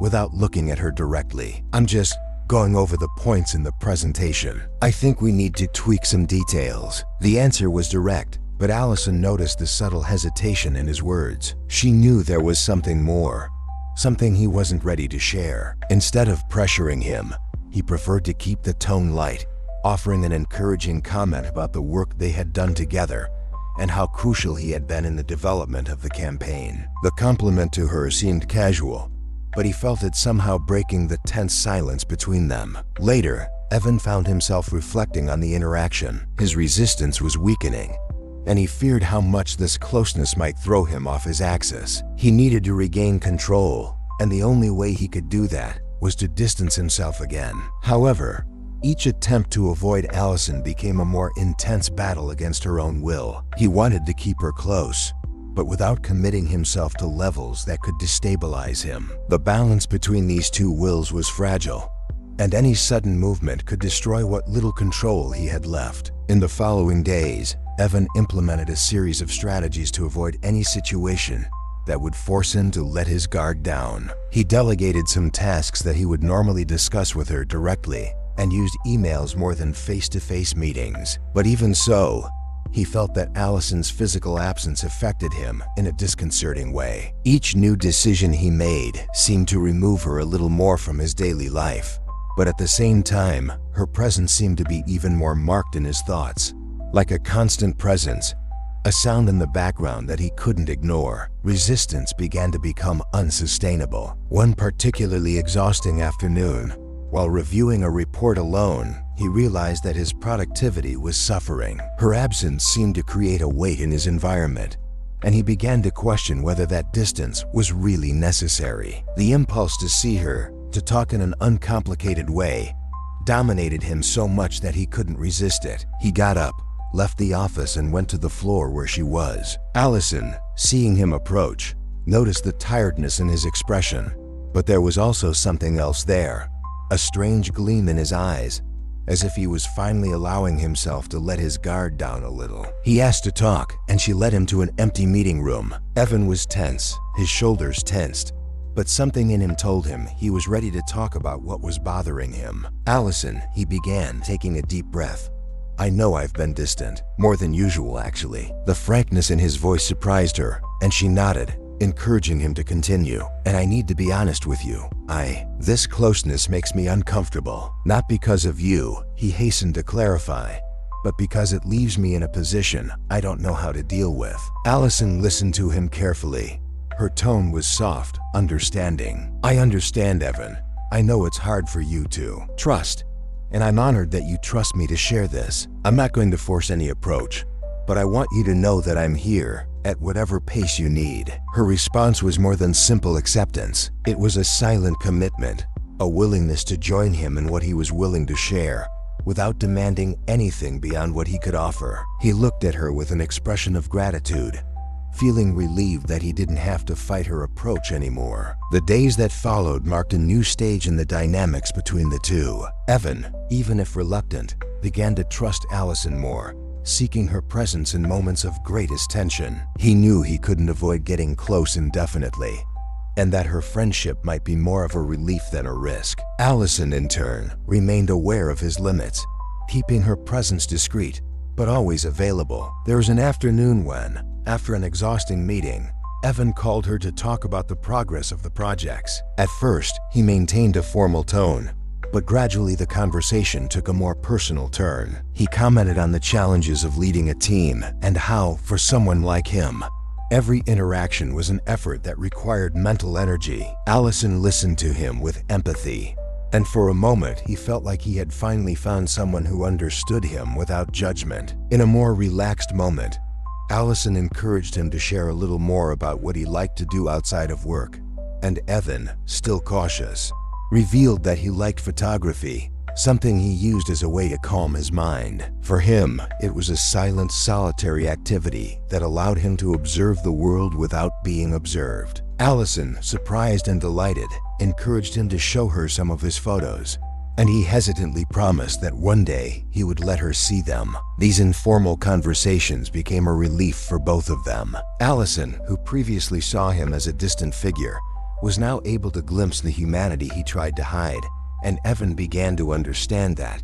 perhaps, that closeness didn't need to be a burden. Their friendship grew stronger, and he realized that, by sharing a little more of himself, he was experiencing a type of freedom that he hadn't felt in a long time. However, Evan still struggled with the constant fear that this connection could end up exposing him to new wounds. Closeness to Allison meant opening up, and every step in that direction was a battle between the need to trust and the fear of becoming vulnerable. Even so, something inside him compelled him to continue. It was as if, for the first time, he had found someone who didn't demand he be different. Someone who saw beyond his walls and yet remained by his side. For Evan, Allison was a presence that challenged his insecurities and at the same time offered a security he had never imagined. As the weeks passed, Evan and Allison's closeness grew into something deeper and more meaningful. Interactions at work flowed with a new naturalness, but it was outside the corporate environment that they began to connect in unexpected ways. In an impulse that surprised him, Evan accepted her invitation for coffee at the end of the day. Although cautious, he knew that each meeting with Allison outside of the office allowed him to relax in a way he had never experienced. Allison seemed to understand that, for him, every small interaction was a concession, and she respected that rhythm, offering companionship without pressuring him to reveal more than he was comfortable with. On one of these outings, they chose a quiet, almost empty cafe near the office, where they could talk without interruptions. Evan noticed that Allison, always observant, didn't ask invasive questions. Instead, she shared anecdotes from her own life, simple moments that slowly showed her the authenticity of their friendship. There, away from the pressures and formalities of work, he found himself smiling spontaneously, an unusual experience for someone so accustomed to remaining withdrawn. As Allison narrated a story about a disastrous day she had trying to cook, Evan let out a short but genuine laugh that surprised even himself. "I can't believe this happened," he commented, amused, imagining the scene while Allison laughed beside him. And then he felt something unexpected arise within him. It was a mixture of admiration and tenderness, a feeling that went beyond friendship. The feeling hit him subtly but unmistakably, and for a moment he wondered if what he felt could be something deeper. That night, when Evan returned home, he couldn't get Allison out of his head. He remembered the way she smiled, the soft tone of her voice, and the way she seemed to truly listen to her every word. He tried to rationalize everything, telling himself that this closeness was just a natural consequence of a true friendship. But something inside him didn't believe that. He found himself looking forward to the moments when they could be together, whether in a work meeting or an occasional outing. And he knew that this growing restlessness had to do with something more intense than simple companionship. Over the course of the week, Evan's behavior changed in subtle ways. He spent more time in silence, and although Allison's presence was still something he appreciated, he began to find himself at an emotional crossroads. The feeling for her became an increasingly dominant presence, something he couldn't ignore, but also didn't know how to deal with. Any attempt to deny this impulse seemed in vain, and at the same time, opening himself to the possibility of romance scared him deeply. He no longer had control over the barrier that, until then, had kept him protected from so much pain, and upon seeing Allison, he felt exposed, at the mercy of emotions he didn't know how to control. One night, while they were having coffee after work, Allison started talking about a place in the city that she loved, a little-known little park where she went to read on the weekends. Evan listened carefully, feeling a strange warmth in his chest. Her spontaneity and enthusiasm captivated him, and when she invited him to go there the next Saturday, he accepted without hesitation. Throughout that week, the expectation of meeting her outside the professional environment filled his mind in an almost obsessive way. On Saturday, they met in the park, a green area surrounded by ancient trees and winding paths that led to a small lake. It was a peaceful and isolated place, where the sound of the city seemed distant and the breeze was light. Allison was sitting on a bench by the lake when he arrived, and the smile she gave him made his heart skip a beat. He sat next to her, feeling the comfortable familiarity of her presence, but also the growing tension of being increasingly attracted to her. They spent hours talking about everything and nothing. Allison talked about her dreams and her fears, and he, little by little, found himself revealing aspects of his own life that he had never shared with anyone. She was an attentive listener, and at a certain point, he realized that he was confessing things that he wouldn't even admit to himself. There was a sincerity in that moment, a vulnerability that he had never known he was capable of handling, and her reaction was a mixture of understanding and affection that completely disarmed him. The late afternoon light was beginning to fade, and as they walked through the park, Evan felt the urge to hold her hand, but the fear of his own reaction held him back. He knew that by touching Allison's hand, he would be crossing the invisible boundary that kept their friendship intact. Instead, he opted for a slight smile and a comment about how it was the best day he'd had in a long time. She smiled back, and in that moment, he knew he would never forget that smile. The relationship between the two intensified after that day. Evan felt that, somehow, Allison was the only person who could penetrate the walls he had built. But the more he allowed himself to open, the more his fear of losing control grew. At times he thought about retreating, about re-establishing the limits that had previously kept him safe. But the mere thought of pushing her away made him feel empty, as if he were about to lose something irreplaceable. There was one night when, after a long conversation at the cafe, Evan walked her home. They stopped in front of the building where she lived, and the silence between them was loaded with meaning. Allison looked at him with a sparkle in her eyes, and Evan felt the intensity of that moment with all its might. He was there, standing next to her, and the desire to confess what he felt was overwhelming. But fear paralyzed him, and he limited himself to a simple good evening, looking away and trying to hide the confusion on his face. Allison noticed his hesitation but didn't pressure him. She seemed to understand that he needed time to deal with those feelings, and this only increased the admiration he felt for her. In the days that followed, Evan found himself in a dilemma he didn't know how to resolve. He spent his nights awake, remembering every moment he shared with Allison, every smile, every look exchanged. He knew he was in love, but the very idea of giving in to that feeling left him vulnerable in a way he had never experienced. One of those sleepless mornings, he made a decision. If he really liked her, he needed to trust that Allison wouldn't hurt him. He needed to understand that for this connection to continue, it was inevitable that he would risk feeling pain, just as he would feel happiness. For the first time, Evan wondered if love could, in fact, be stronger than fear. When he met her again, a few days later, his heart was racing with an expectation that he struggled to control. On an unpretentious walk through a neighborhood near the park, while they were talking about a new campaign at work, Evan observed her more closely, noticing the softness of each feature, the way she arranged her hair behind her ears, and the light sound of her laugh. Allison, apparently distracted by the conversation, didn't seem to notice the internal conflict he was facing. But with each step beside her, the resolve to express his feelings grew in his chest, driving him forward. Finally, they stopped in front of a small bookstore. Allison smiled and walked in, excited to show him a book she liked. Inside the store, surrounded by the smell of books and the welcoming silence, Evan realized that this was the right moment. He felt a warmth run through his body when he saw the sparkle in her eyes as she talked about her favorite book.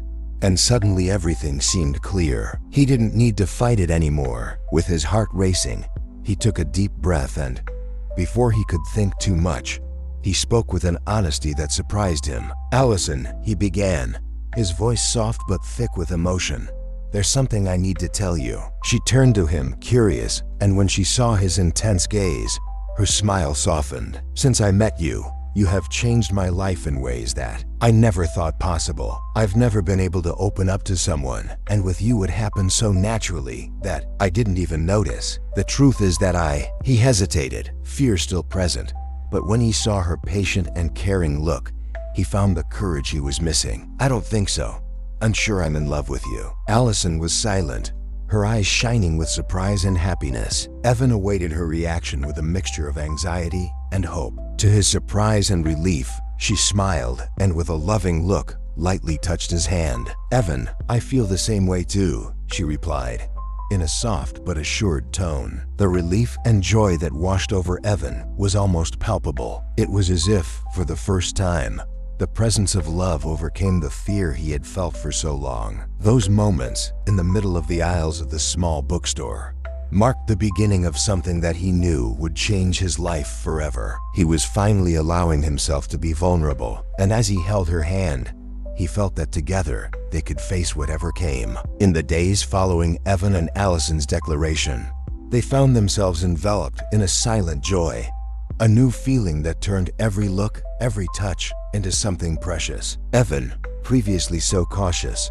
discovered a side of himself that he had never allowed to surface. The fear of getting hurt still haunted him, but being with Allison seemed to ease this anguish, making him more confident, albeit gradually and hesitantly. For the first time, he felt like he had found genuine stability in someone other than himself. However, this fragile peace began to shake when Jake, Allison's best friend, realized the bond that was emerging between her and Evan. From the beginning, Jake had had reservations about his enigmatic, secretive boss. Jake knew Allison deeply and had always been protective, almost like a brother to her, and he feared that Evan's emotional complexity would cause her more suffering than happiness. Although she knew Allison's determination and ability to take care of herself, she saw in Evan someone whose vulnerability could easily turn into a painful barrier, an emotional trap that could hurt her in the future. During a lunch, Jake decided to share his concerns with Allison. The approach was lighthearted at first, but the conversation quickly turned into a well-intentioned warning. "Allison, I know you are a very sensitive person and always want to help others, but you are getting deeply involved with someone we don't fully know. Someone who spent years hidden, closed off. Is he really the kind of person who can make you happy? You deserve someone who is open and prepared for it." Allison was silent, absorbing Jake's words, and while she respected his concern, she felt like he didn't understand the depth of the bond she and Evan were building. Still, his words left her a little insecure. Jake continued, insisting that she think twice before investing so much in a relationship he believed to be unstable. "I understand your concern, Jake," she replied, choosing her words carefully so as not to fuel the tension. "But Evan isn't just the mysterious boss that everyone sees. He has a story that no one knows, and I feel like he's genuinely trying to be a better person. I know it might not look easy to outsiders, but what I feel for him is real." Jake nodded, but maintained a cautious expression, still suspicious. They talked for a few more minutes, but Allison realized that his worries wouldn't go away easily. Despite this, she decided not to tell Evan about their conversation. She was afraid that he would misinterpret the situation and end up withdrawing. However, Jake's feelings did not go unnoticed. In the days that followed, Evan began to notice how often Jake appeared during Allison's breaks and the way he looked at her, worried and protective. Insecurity grew inside him, something Evan couldn't help, even though he knew it might be unfair to feel that way. Jake's spontaneous and carefree nature made Evan wonder if he could truly become a part of Allison's life in the same way. He feared that she would eventually realize that he, with all his complexities and limits, could not offer the same kind of safe, uncomplicated presence that Jake represented. The insecurity finally culminated in a misunderstanding one morning when Evan spotted Allison and Jake talking in the company's rest area. Jake's expression was intense, and he held her arm protectively as he said something Evan couldn't hear. The tightness in his chest was immediate, and Evan felt the instinct to back away. She thought maybe Jake was trying to get her away from him, and the idea that Allison might overhear their conversation made him close in even more. Allison noticed the change in Evan in the days that followed. He was distant, more formal and evasive, and the spontaneous exchanges they had built seemed to disappear beneath the rigid mask he once again wore. Each encounter was marked by a tone that confused her. No matter how much she tried to get closer, he kept his answers brief and contact to a minimum. One Friday night, Allison decided to confront him directly. He called him and asked to meet at a cafe near the office. Evan accepted the invitation, but with a heavy heart, feeling that the conversation she proposed would put him in a difficult position. When he saw her, he felt a mixture of desire and fear, and the uncertainty of how to deal with the situation. "Evan, I need to understand what's going on," Allison began bluntly. "I feel like you're pulling away, but I can't understand why. Did I do something that bothered you?" Evan looked away, his expression serious, and took a deep breath before answering. "Allison, I saw you with Jake, and I wonder if you don't feel safer around him.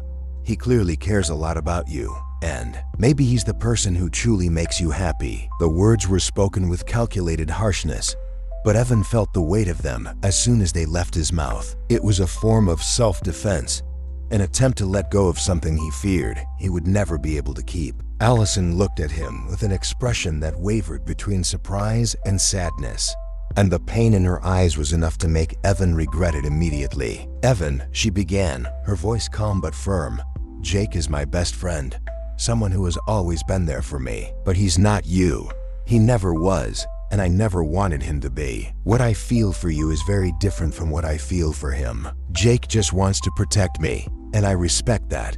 But what exists between us is something only we can understand." The silence that followed was dense. Evan looked at her, seeing in her a certainty that he didn't fully understand, but that made him want to believe what she said. Allison's words touched on his deepest insecurities, but they also brought a peace he didn't know how to accept. The fear of being insufficient, of her realizing the complexity he carried and pulling away, was overwhelming, but at the same time, the confidence she showed gave him a glimpse of something he wanted, but didn't know how to achieve. "I know I have limitations," Evan said finally, in a low tone. "And I know that I often can't express how I really feel. But the last thing I want is to lose you, Allison." She reached out her hand, holding his hand firmly. "So don't push me away, because I chose to be by your side, Evan. I know the fear of losing someone can be overwhelming, but I'm here, and I'm willing to face it with you." Her words brought unexpected clarity. Evan realized that if he wanted to build something real with Allison, he would need to trust in her choice, in the strength of that feeling that scared him so much, but that also made him feel more alive than he had ever imagined. At that moment, he understood that he needed to deal with his insecurities in a more honest way, allowing himself to believe that her love was true and not a passing illusion. In the days that followed, Evan and Allison regained the trust and closeness they had been building. Evan still fought the urge to withdraw, especially when he saw Jake around. But every time that fear came up, he remembered her words from that night. Little by little, he allowed himself to let Jake's presence in her life not threaten him. Over time, he even began to realize the sincerity of Jake's intentions, understanding that he truly cared about Allison's well-being, but not in the way Evan feared. One afternoon, Evan saw Jake and Allison talking in the office cafe. This time, he observed the scene with a new perspective, without the resentment or insecurity that had previously consumed him. Instead, he recognized the bond between them as something that could coexist with the connection he had with Allison. The feeling of relief and peace it brought him was something he didn't expect. At that moment, he understood that by trusting her, he was finally trusting himself. Allison, in turn, noticed the efforts Evan made to overcome his own fears and insecurities. "I knew this was a long and difficult process for him, but I was willing to walk alongside him every step of the way." At the end of the day, she found a note he had left on his desk, something he had never done before. The note said, in simple and direct letters, "Thank you for being here, for not giving up. I trust us." Holding the note, Allison felt a surge of emotion, a certainty that despite the obstacles and misunderstandings, the bond between them was strong enough to overcome fear and pride. For Evan, learning to trust Allison was the first step to trusting someone again, and her presence in his life brought him a sense of security he never thought possible. This new phase brought a deeper mutual understanding, a partnership that went beyond romance. Together, they began to understand that love, in its most genuine form, required not only passion, but also courage and understanding. Allison spent days reflecting on Jake's words and the misunderstanding that had almost made Evan back down. The conversation she had with Evan at the cafe had alleviated her doubts, but she felt that there was still a barrier between them, something that he kept and that, until it was revealed, would prevent them both from truly moving forward. There was something about Evan,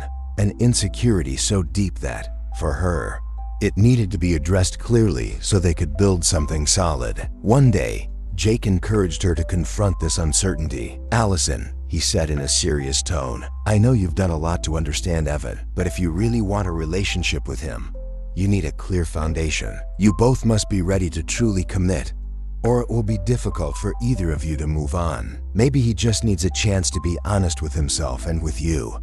Jake's words stayed with her throughout the night. He was right. It was time to go to Evan and set the record straight. Allison needed to know if he was really willing to face his fear and go with her, or if his fear was still stronger than the feelings he was showing. Determined, she mentally prepared herself for the conversation, aware that it would be one of the most sincere and difficult conversations she had ever had. The next morning, She went to Evan's office. When he arrived, he took a deep breath and knocked on the door. He was alone, reviewing some documents, but when he saw her enter, his face became tense, as if he felt that there was something serious in the air. He knew she was there for an important conversation, and for a moment, he feared that maybe Allison would decide to walk away.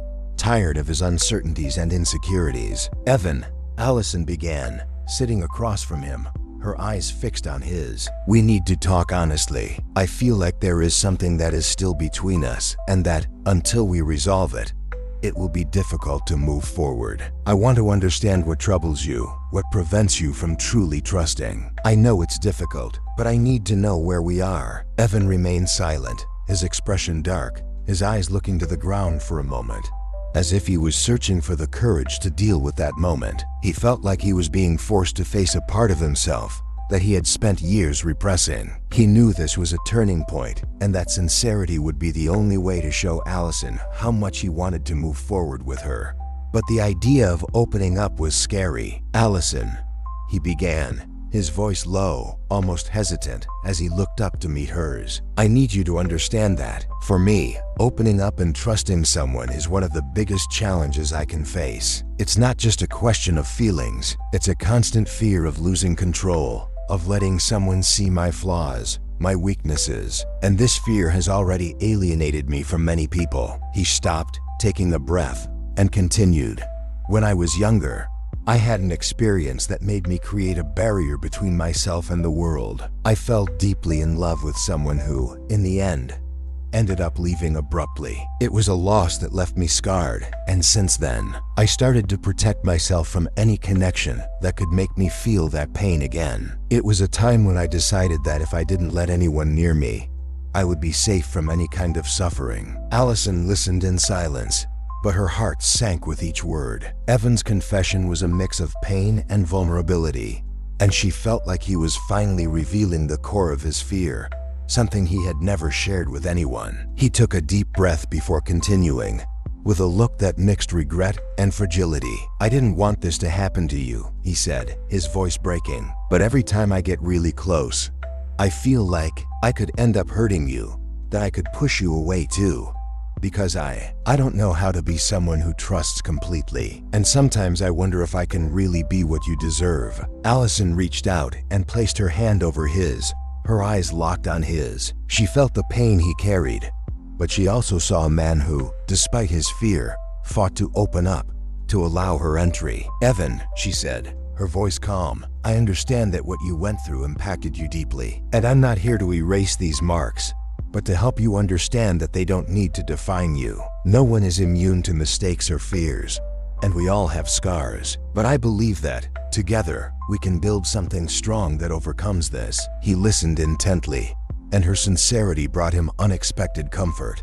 Allison wasn't asking him to be perfect. I was just asking him to be truthful. Her presence, the patience and understanding she demonstrated were, for him, something new and at the same time frightening. Those were words he hadn't expected to hear, and the relief of being accepted so authentically brought him a wave of emotion. "You don't know how much this means to me," he said, his voice barely above a whisper as he looked at her hand over his. "I never imagined that I could be seen by someone the way you see me, and at the same time, it scares me. But I want to try, Allison. I really want to be by your side. I want to try to truly trust." Allison smiled, a warm smile that radiated calm acceptance. "Evan, I'm not asking you to change overnight. I know this is something that takes time, and I'm willing to wait. I just need to know that you are willing to move forward with me, even with all this fear." He squeezed her hand gently, feeling the firmness and security that her presence brought. "I'm willing, but for me, it's like learning everything all over again. Every step seems unstable to me, but if you are by my side, I believe I can try." The conversation was a relief for both of them. For the first time, Evan felt like there was someone willing to understand his insecurities and walk alongside him, even with all the uncertainty. Her presence made him believe that perhaps he could overcome the old wounds and create a bond that was stronger than any pain. In the days that followed, their relationship gained new depth. Evan still fought the instinct to back away, but whenever fear struck, he remembered Allison's words. Little by little, he began to realize that he didn't need to face everything alone, that he had someone with whom he could share his doubts and insecurities. This process of opening up was scary, but at the same time, incredibly freeing. With each meeting, the connection between them strengthened, and Evan allowed himself more and more. They started making plans together, little activities outside of work, and he discovered a side of himself that he thought was lost. With her, he laughed more, allowed himself the spontaneity that he had previously repressed. And Allison saw in him someone who, despite his scars, was capable of offering true and dedicated love. One day, during a walk, as they walked hand in hand, Allison commented about the future, about the things she dreamed of doing, and the places she would like to see. Evan listened to her attentively, and a feeling of silent happiness came over him. For the first time, he found himself imagining a future with someone. He knew that if they stayed together, there would be challenges, but her presence made any obstacles smaller. That night, as they said goodbye in front of her building, Evan held Allison's face in his hands and looked into her eyes, feeling a deep peace. "Allison," he said, his voice low but intense, "thank you for not giving up on me, for showing me that there is a chance to live something true." She smiled, her eyes shining with affection. "There's nothing to be thankful for, Evan. All I want is to be by your side, wherever that takes us." In that moment, they shared a kiss that was both soft and deep, a gesture that sealed everything they had built together. For Evan, that kiss wasn't just a sign of affection, but a silent promise that he was ready to face his fears and finally experience real love. And for Allison, it was confirmation that she was exactly where she was supposed to be. From that day on, the two began to face challenges together, and Evan strived to overcome every insecurity, every fear, with the security of knowing that Allison was by his side, guiding him with patience and understanding. Every step they took together was proof that true love could, indeed, be stronger than any obstacle. And deep down, he knew that the greatest gift she had given him was the confidence that, despite his mistakes and fears, he deserved to be loved and to love fully. The tranquility that Evan and Allison had achieved began to be threatened on an ordinary Friday afternoon, when an uproar took over the company. News circulated through the corridors quickly and fervently, and a growing buzz filled the atmosphere. Allison noticed that the employees' faces were tense. Some were holding their cell phones with shocked expressions, and soon she realized that everyone was talking about Evan. She felt a tightness in her chest when she realized that something serious was happening, and, with her heart racing, she ran to his room. When he entered, he found Evan sitting at his desk, his face pale and his eyes lost. There was a magazine open on his desk, and his cell phone was full of notifications. Upon seeing her, he took a deep breath, as if trying to gather the strength to face yet another difficulty. He gestured towards the article in the magazine, a reputable publication in the city that featured an exclusive article about him, bringing up his past in a cruel and manipulative way. "It's a report written by a former employee who left the company 2 years ago," he explained, his voice shaking. He is claiming that my leadership was the reason for his departure, and is insinuating that I have a history of negligence and favoritism, that I was always an authoritarian boss who imposed rules without considering the well-being of the team." Allison read some excerpts, shocked by the distorted and partial way in which the article approached Evan's story. The former employee reported situations where Evan allegedly made decisions without consulting the team, and described him as someone incapable of forming true bonds, both professionally and personally. The article alluded to a past full of losses and emotional difficulties, suggesting that this had made him cold and insensitive, someone incapable of trusting or making concessions. When he finished reading, Allison looked at him, who now had the expression of someone who was on the verge of losing everything he had worked so hard for. Evan tried to control his emotions,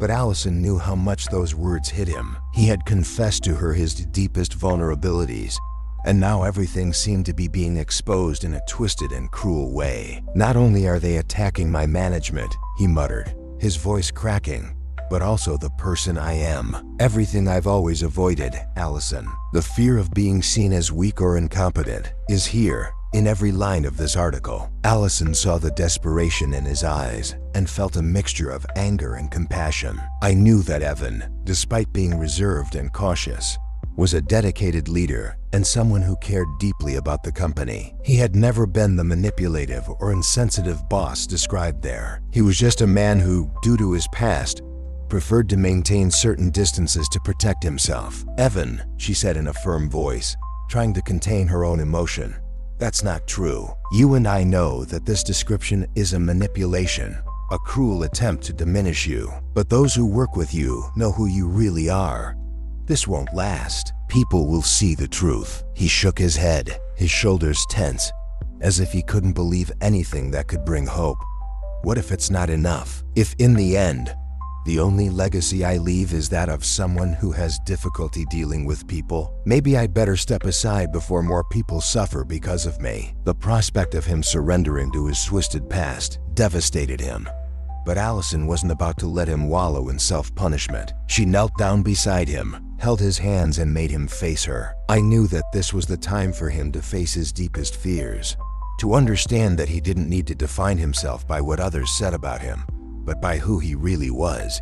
"Evan," she began, firmly, "you are so much more than those cold, unfair words. You can't allow someone who doesn't even really know you to define who you are. Remember everything you've built, how carefully you've tried to improve, how brave you've been in opening up to me, in facing your fears. The company needs you, and the people who really know you know how much you care." He watched her in silence, processing every word, but still unsure. Allison felt that, deep down, he was on the verge of giving in, of giving up everything for fear of losing the respect of others. She knew he would need proof that his efforts had not been in vain, that his presence there made a difference. The next morning, Allison decided to take action. He quietly gathered some of Evan's closest colleagues, people who really knew him and had worked alongside him through his most challenging times. With patience, he explained the situation, and everyone was outraged by the content of the article.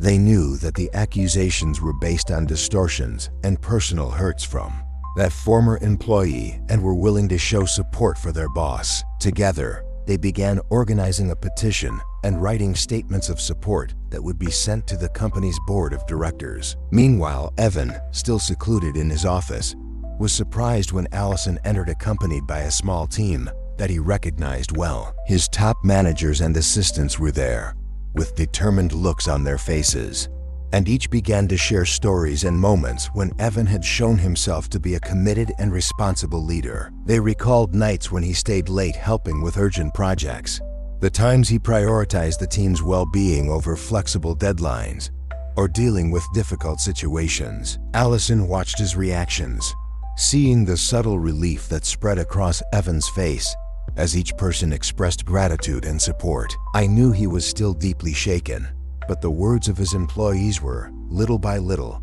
restoring the confidence he had lost. The fear of being seen as a cold and insensitive leader seemed to disappear in the face of the real and sincere stories he heard. After everyone left, Evan remained sitting in silence, his eyes slightly teary. He looked at Allison, who had remained by his side the entire time, and realized how much that support meant to her too. For the first time, he felt that people really understood him, that he didn't need to live hidden in the shadows of his fears. "I didn't expect any of this," he murmured, his voice thick with emotion. "I spent so much time hiding, afraid of people seeing how flawed I am, that I never imagined they would see me as someone worthy of support." Allison squeezed his hand, looking at him fondly. "That's what you are, Evan.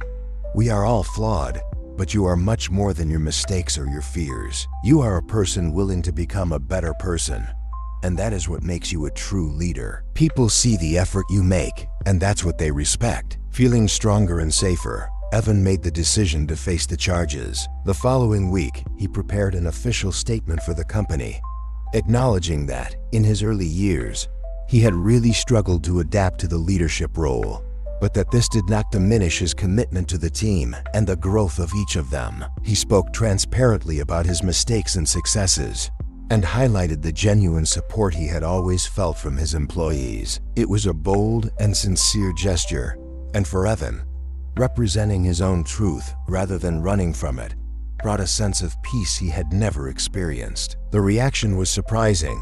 Employees showed massive support, and the board of directors praised Evan's transparent and responsible approach. His confession of weaknesses, which had previously terrified him, was received as a sign of integrity, and public support only reinforced confidence that he was indeed a leader of whom everyone could be proud. At the end of that intense week, Allison found him leaving the company after work, and Evan couldn't contain the gratitude he felt for her. They walked together to a nearby park, and without hesitation, he took her hand, holding it firmly. "Allison," he said, stopping under a tree, "none of this would have been possible without you. You believed in me when I didn't believe in myself, and that's something I can never repay." She smiled, her eyes shining, and replied softly, "You gave me something even more valuable, Evan. You allowed me to see the real man who is here, and all I want is to stay by your side. See you grow, believe in yourself even when it's difficult." Evan, with a smile of relief and affection, pulled her into a tight hug. It was as if all the barriers he had built up over the years were finally falling, and her presence by his side made everything lighter, more bearable. He knew that, from now on, with Allison by his side, he would have the strength to face any challenge, because for the first time, he believed he deserved this happiness. And so, Evan and Allison continued together, firm and with a love built on trust and truth, ready to face, side by side, whatever the future held. After the whirlwind of accusations, Evan realized that something profound had changed within himself. By facing public criticism, and most importantly, by allowing Allison and her colleagues to see his vulnerability, he freed himself from an invisible prison that had kept him isolated for years. It was as if, for the first time, he was truly taking control of his own narrative. But he knew this was just the beginning, and although the relief was immense,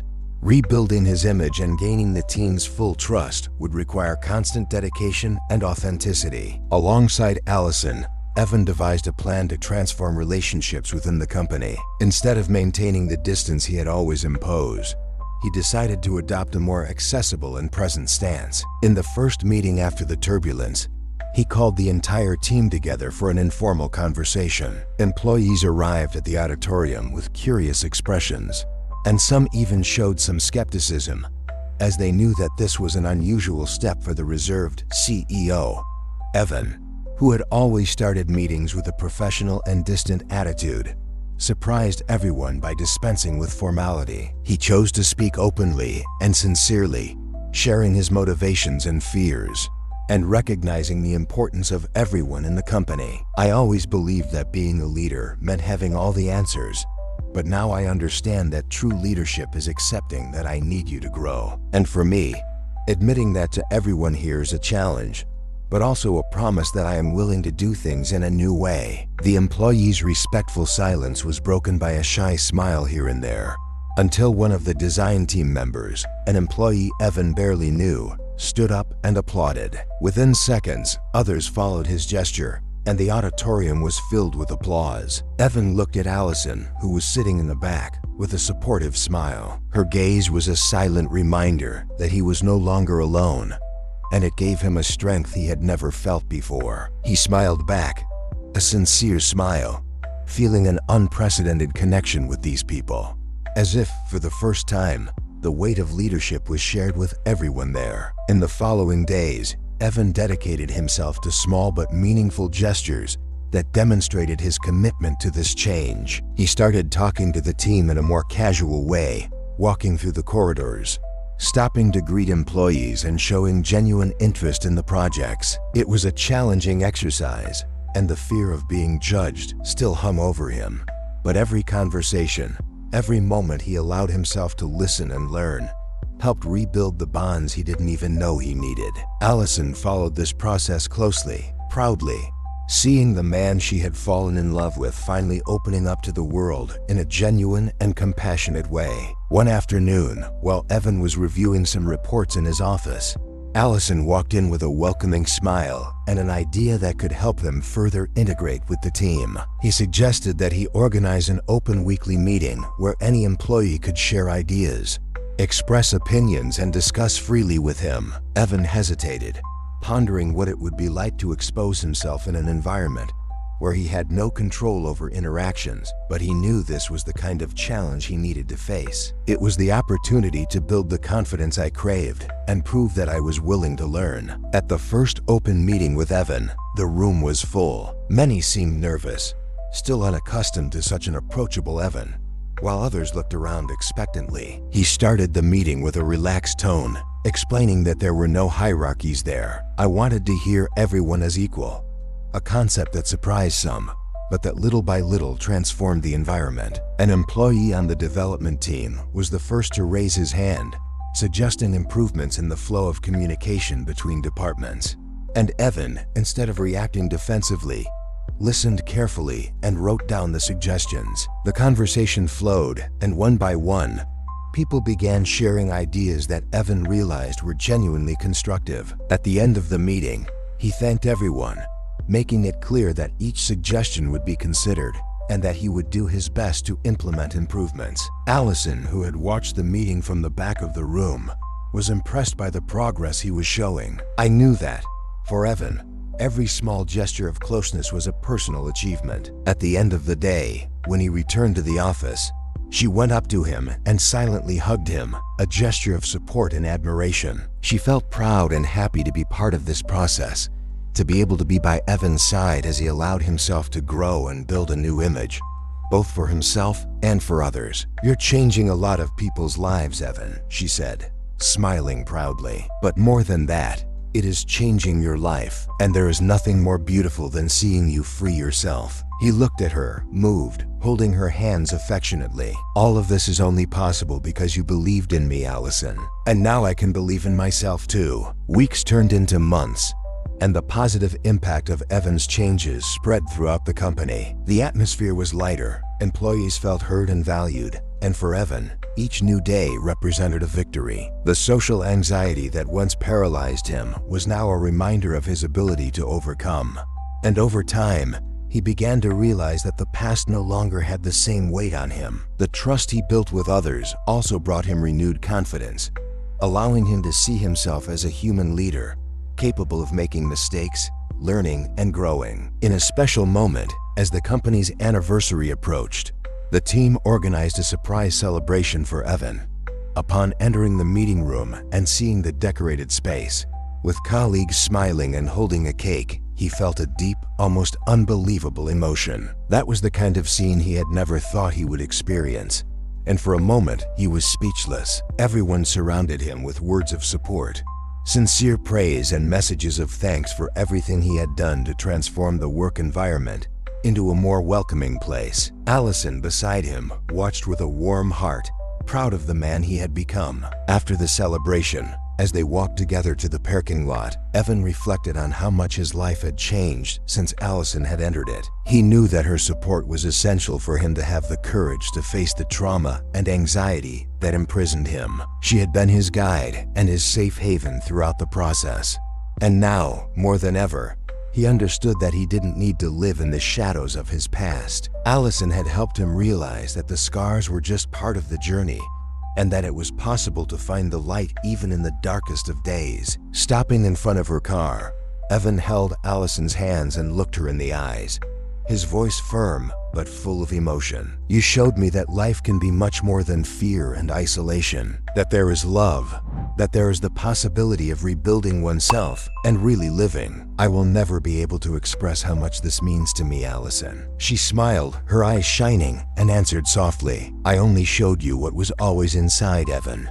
You had the strength. I was just here to remind you of that." That night, the two left the company hand in hand, with the feeling that they had achieved not only a safe space for both of them, but a bond that was becoming unbreakable. They knew that new challenges would arise, that life would present moments of uncertainty, but together, they would face each one of them. After all, the love they built was a reflection of something deeper than just attraction or comfort. It was a love based on overcoming, mutual trust, and unconditional support. The days that came were marked by this new reality, one in which Evan was now an approachable and empathetic leader, someone the team trusted and everyone looked up to. Allison was still by his side, supporting him with the same tenderness and firmness that had made him overcome his own limits. And Evan, now a renewed man, understood that his past didn't need to define his present. He had allowed himself to be seen, understood, and loved. And that was the true victory of his life. For both of them, this was just the beginning of a new phase, one in which love and courage would guide each step. The company's annual event was quickly approaching, and the excitement among employees was visible. It would be a night of celebration for the successes achieved. But for Evan, that event meant much more than a simple corporate celebration. After months of overcoming and supporting each other, he felt it was time to take a significant step in his personal life. He had changed as a leader, and this transformation was beginning to be reflected in his life outside of work. The relationship with Allison, which until then had been a source of personal strength and support, now seemed like something he wanted to share with everyone, without hiding or hesitating. In the days leading up to the event, Evan struggled to find a way to extend the invitation to Allison in a way that would show how special she was to him. He knew their relationship was noticed but kept discreetly behind the scenes, and he wanted to make public the value she had in his life. With a slight nervousness, he sent her a message, suggesting that they go to the event together. It was a simple invitation, but it carried much more than the words said. Allison responded enthusiastically, accepting with a slight smile that Evan could almost imagine on the other side of the message. On the night of the event, Evan picked her up at home. When Allison appeared at the door, he was momentarily speechless. She wore an elegant and simple dress that made her shine effortlessly. But beyond her appearance, it was her confident and warm smile that attracted him. He felt a slight tightening in his chest when he saw her. That moment felt like a milestone in his life, and he knew that sharing the event with her was one of the most important steps he would take. During the walk to the event venue, the silence between them was comfortable, full of mutual understanding. Evan was calm, feeling that he would finally take on that relationship with the naturalness and sincerity that Allison had always deserved. When they arrived, he got out of the car and went around to open the door for her, offering his hand to help her get out. As he intertwined his fingers, he realized that the gesture, although simple, brought a feeling of security and comfort. Allison looked at him with a fond smile, knowing that this step was a symbol of how much he had allowed himself to grow. As they walked side by side to the entrance of the hall, some of the employees standing outside watched them with surprise, but also suppressed smiles. Evan felt curiosity and admiration in their eyes, but for the first time, it didn't bother him. On the contrary, he felt proud. Allison was a fundamental part of his journey, and he wanted everyone to know that. Upon entering the room, reactions were discreet, but some looks and nods of approval emerged from the corners of the room. Evan stood firm beside her, greeting his colleagues with more confidence than he had ever experienced. The night continued, and between conversations and laughter, Evan and Allison stayed together, exchanging looks and gestures that only they understood. Her presence brought a calmness that made him forget any insecurities, and as the hours passed, Evan realized that he was more at ease than he thought possible at a social event. Allison was talking to some of her colleagues, and he observed with admiration how naturally she interacted with others. Her interaction seemed to light up the room, and he felt honored to be with someone so genuine and kind. When the company president took the stage to begin his celebratory speech, Evan noticed that all eyes were on him. He knew he was expected to say a few words as CEO and team leader, but this time, he felt prepared for it. With a wave and a smile, he lightly squeezed Allison's hand before taking the stage, as if that silent touch was his source of strength. She encouraged him with an encouraging look, and he realized how much it meant to both of them. Standing at the microphone, Evan took a deep breath, allowing himself a moment to absorb everyone's support and presence. The silence in the room was almost total, and he knew that what he would say would carry significant weight. During his speech, he thanked everyone for their dedication throughout the year and recognized the challenges they had overcome together. He spoke about how fundamental each member of the team was to the company's success and shared, sincerely, how the journey of personal overcoming he had experienced had transformed him not only as a leader, but as a person, you taught me to be a better leader and a better person," he said, with a look that took in each person present. "And if I am here today, it is because, in each of you, I found support, inspiration, and an opportunity to rediscover myself. Thank you all so much for being part of this story." The applause was intense and warm, and Evan felt a relief and satisfaction that filled him with silent pride. Upon leaving the stage, Allison greeted him with a smile full of admiration, and he wrapped her in a discreet hug, knowing that this was a moment that connected them even more. For him, being by her side on such a meaningful night was proof that he had finally allowed himself to live fully, without fear or reservations. Later, while everyone was dancing and chatting excitedly, Evan and Allison walked to a quieter area of the room where they could watch the party from afar. Evan held her hand again, looking at her with a tenderness she had never seen before. "I never imagined I could be so happy, Allison. You brought a light into my life that I didn't know existed. Today, here with you, I feel like I can finally be myself." She smiled, her eyes shining with emotion, and replied softly, "All I ever wanted was for you to allow yourself to be happy, and to see you taking these steps, facing your own fears. It's more than I could ask for. I'm here, Evan, for every moment,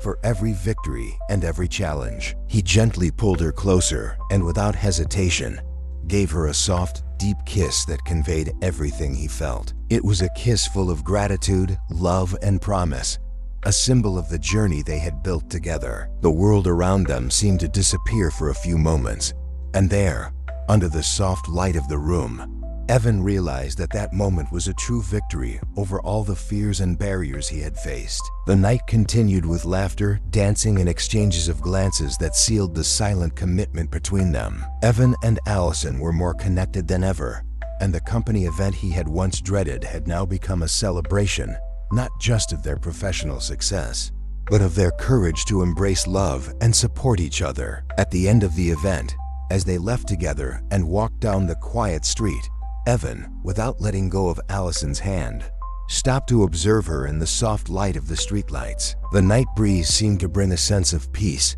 and he knew that from then on, the world would be different. With her by his side, he would face any challenge with the certainty that he was no longer alone. Every step they took that night represented the strength of a love built on unwavering understanding, patience, and trust. "Allison," he said, his voice low but thick with emotion, "I have no words to describe how much you mean to me, and for the first time in my life, I feel like everything is really worth it because you're here." She hugged him tightly, and the two remained there under the streetlights, in an embrace that sealed everything they had overcome and what they were still willing to face. After the company event, where Evan and Allison finally made their relationship official in front of everyone, something profound and transformative took over their lives. The public revelation of their romance not only strengthened the bond between them, but also had a positive impact on the company's atmosphere. For employees, seeing their reserved and previously unattainable boss being approachable and human alongside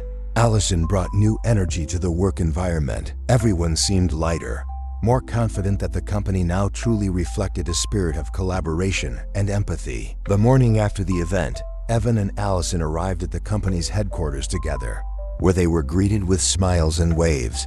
The change in the way he was viewed was evident. The barriers he had maintained for so long had broken down, and the interaction between him and the employees was now direct and warm. In meetings where tension previously prevailed, the environment had become receptive and dynamic. Evan listened to the team's suggestions and concerns with an openness and empathy that he himself had never imagined.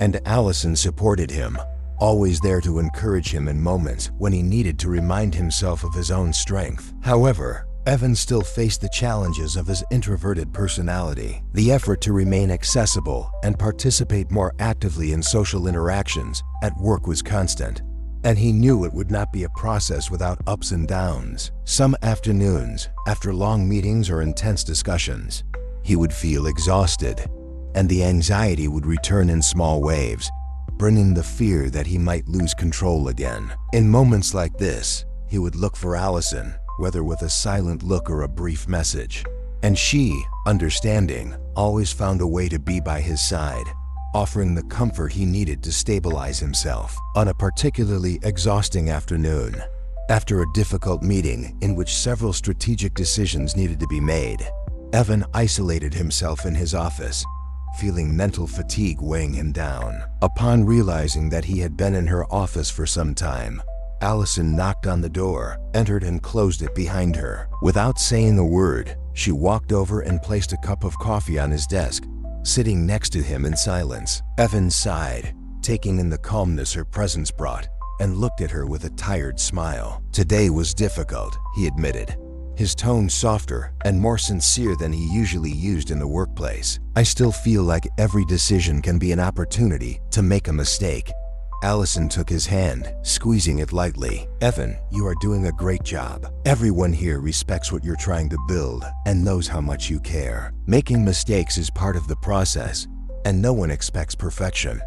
What matters is that you are present and open, and I'm here, by your side, for whatever you need. These words comforted him more than he could express, and little by little the weight of the day seemed to lift. Allison understood his weaknesses and at the same time reminded him of his strengths. He knew that this partnership made him a better leader, and that, with her by his side, he was capable of facing any difficulty. Over the next few months, Allison became more than just a romantic partner. Together, they created a new work dynamic at the company, where she took an active role, helping to build strategies that encouraged communication between departments and promoted an environment of collaboration. Evan, in turn, began to value her opinion more on all crucial issues, and she helped him see different perspectives that he, due to his methodical and introspective profile, often overlooked. Her presence not only improved the company, but also created a synergy that boosted his confidence. In times of difficulty, he learned to seek her advice, and together they were able to find solutions that were beneficial to the team and the organization's growth. Allison encouraged him to undertake integration activities that he would never have considered before. At her suggestion, they started organizing weekly coffees and informal meetings between employees, which created a sense of community and loyalty that he felt was essential for a truly united team. Despite the achievements and advances, challenges persisted, especially when emotional issues were involved. Once, one of the oldest employees, a man Evan admired and respected, decided to resign to pursue a new personal project. The news shook him, as he feared that it was a reflection of some leadership failure. The night he received his resignation was tense, and Evan, although he understood his colleagues' reasons, felt that he had not been able to be the leader he expected. Allison found him in his room at the end of that day. His face was heavy and worried. Seeing the dismay on his face, she walked over, sitting next to him with an understanding look. Evan, this is part of the natural cycle. People change, evolve, and often it is necessary to follow new paths. It doesn't mean you failed or that your leadership wasn't important to him. He sighed, absorbing her words, but still felt the weight of the situation. I wonder if I did everything I could. If somehow I stopped being the leader he needed. Allison fixed him with a firm gaze and said gently, "You are an extraordinary leader, Evan. Having a united and loyal team doesn't mean everyone will stay forever. It means that while they were here, you gave them an experience that I'm sure was meaningful. The important thing is the positive impact you made. He will leave here with the respect and admiration that you have built, and that is already a great achievement." These words eased his heart, and Evan realized that she was right. A leader's role was not to ensure that everyone stayed by their side forever, but that they could move on from the experience with something meaningful. Over time, he learned to accept that change was part of growth, and that each step in leadership was a learning experience. Thus, months became years, and the dynamic between Evan and Allison consolidated as a true lifelong partnership. The company was thriving, employees felt valued and motivated, and the organizational culture had completely transformed. Evan had become a respected leader,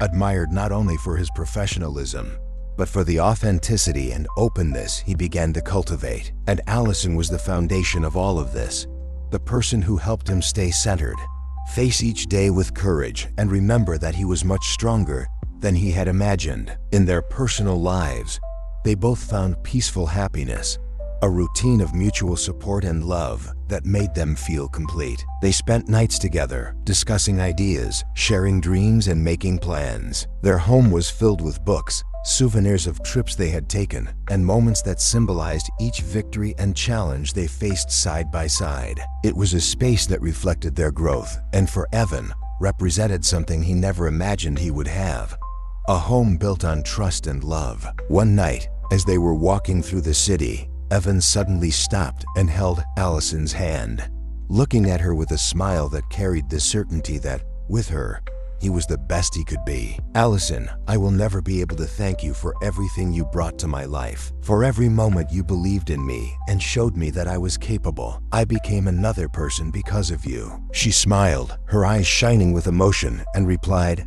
"Evan, all I did was help you see the incredible man who is always here. I was lucky enough to be by your side and watch you discover this for yourself." He pulled her closer and kissed her with a love and gratitude that transcended words, knowing that, beside her, there was no obstacle too great or challenge impossible. The new Evan was stronger, more confident, and fully aware that the past would not define him. And together, he and Allison would move forward, prepared to face whatever came, with the certainty that, supported by each other, they would always find the courage and happiness they sought so much. Months after consolidating their personal and professional relationship, Evan and Allison were at a point where everything seemed to fall into place. The life they built together was marked by balance, support, and complicity. Evan, who once carried the weight of his past like an invisible burden, now saw it as just a step that had led him to that moment of realization. Allison had been essential in this process, being not only his love and companion, but also the anchor that kept him stable and confident in each challenge they faced side by side. On a sunny Saturday morning, Evan decided to surprise Allison with a short, special trip, a secretly planned getaway. The last few months had been intense for both of them, and he wanted them to have some time just for themselves, away from the city and everything that reminded them of work. Without revealing too many details, he just asked her to pack a small suitcase. Allison, intrigued and at the same time delighted by the surprise, accepted, laughing when she saw Evan's eager and enthusiastic expression. The trip took them to a cozy rustic house on the edge of a crystal-clear lake, surrounded by trees and a trail that led to a small mountain nearby. It was a serene place, where silence and nature created a perfect setting for rest and introspection. Allison observed the surrounding landscape as Evan guided her to the balcony, where a simple table with coffee and fresh fruit awaited them. "I thought we needed some time to ourselves," he said, as they both settled down, "to celebrate what we built together, and above all, to reflect on what we want for the future." She smiled, her eyes shining with happiness. "This place is perfect, Evan. I don't know how you managed to plan all of this without telling me, but I love the surprise." Throughout the day, they walked together along the trail that surrounded the lake, talking about the dreams they still wanted to fulfill. Allison talked about her desire to visit some countries that she had always dreamed of visiting, and he shared his desire to, one day, write a book about his experiences and the process of personal and professional overcoming. Allison encouraged him, saying that he would inspire many with his story, because after all, what he had achieved was not just an internal transformation, but an example of how it was possible to create new realities, even in the midst of one's own limitations. In the afternoon, when the sun was softer, they decided to row across the lake. Evan rowed expertly, while Allison enjoyed the peace of the surrounding landscape. When they reached the middle of the lake, where the silence was almost absolute, Allison turned to him, who was absorbed in the moment. "I'm still amazed at how much you've changed since we met," she commented, her voice quiet but full of affection. "Seeing you live freely, smile without fear, is like seeing another person." Evan released the oars for a moment, letting the boat follow the current. He looked at her deeply, absorbing her every word and remembering all the moments of doubt, fear, and overcoming he had faced up to that point. "You brought this into my life, Allison. When we met, I was so afraid of being who I really was. I hid from everything, especially from myself. But with you, I discovered I could be vulnerable without losing strength, that I could trust and build something real, something bigger than any obstacle." They remained silent for a while, letting the sound of the water and the gentle rocking of the boat wash over them. The world around him seemed suspended in that perfect moment. Allison approached him, holding his hands tenderly, and said, "You are the man I always knew existed behind all the defenses. And seeing you here, knowing that you have overcome so much, is the greatest joy of my life." At dusk, as they returned to the house, Evan felt that this was the time to carry out a plan that he had been silently nurturing for some time. Allison was on the porch, enjoying the sunset, when he approached her from behind, holding a small package. With a gentle touch, he turned her around, and she looked at him with surprise and expectation. Evan knelt down, her eyes filling with excitement as she realized what he was about to do. "Allison," he began, voice cracking with emotion, "you came into my life when I was stuck in my past, and you showed me that the future could be much more than I imagined. With you, I discovered what it means to love, trust, and live without reservation. I want to spend every day by your side, build new dreams, and make you happy like you made me. Will you accept spending your life with me?" Tears welled up in Allison's eyes, and without hesitation, she said yes. In an emotional whisper, they embraced under the golden sky, sealing a commitment they both knew was indestructible. It was the promise of a future where, regardless of the challenges, they would be side by side, facing each situation with the love and trust they had built with so much care. Back in the city, the news of the engagement was received with enthusiasm by the company team. The employees, who followed Evan's transformation and Allison's positive impact, celebrated with joy, feeling part of that journey. At work, Evan and Allison remained dedicated and balanced partners. Together, they implemented initiatives to support employee well-being, mentoring programs and activities that encouraged the personal and professional development of each team member. The company's culture now reflected the philosophy that everyone, as an individual, could evolve and find support on their own path. Evan and Allison's story became, for many in the company, an example of courage and overcoming, proof that it was possible to rebuild from difficulties and that mutual support was fundamental. Their relationship went beyond romance, symbolizing a partnership in its most authentic form, where each served as support for the other's growth. Over the years, Evan, inspired by everything he experienced and learned, finally realized his dream of writing a book about his story. With Allison's support, she published the book as a tribute to the power of transformation and the value of true connections. In the introduction, he dedicated the book to her, describing her as the light that guided him out of the shadows and showed him the path to the full life he had never imagined. The book became an unexpected success, impacting many people with its sincerity and depth.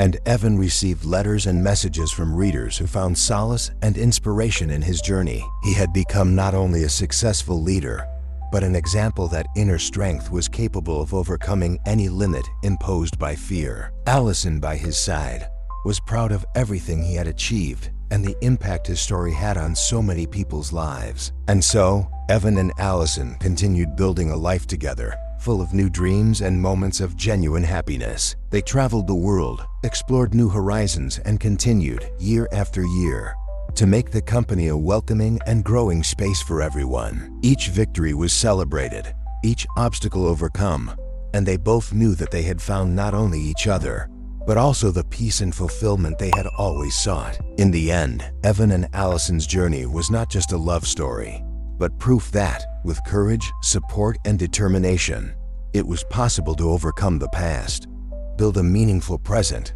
and together, face the future with the certainty of that, no matter what came, they would always have each other to divide and conquer whatever was coming.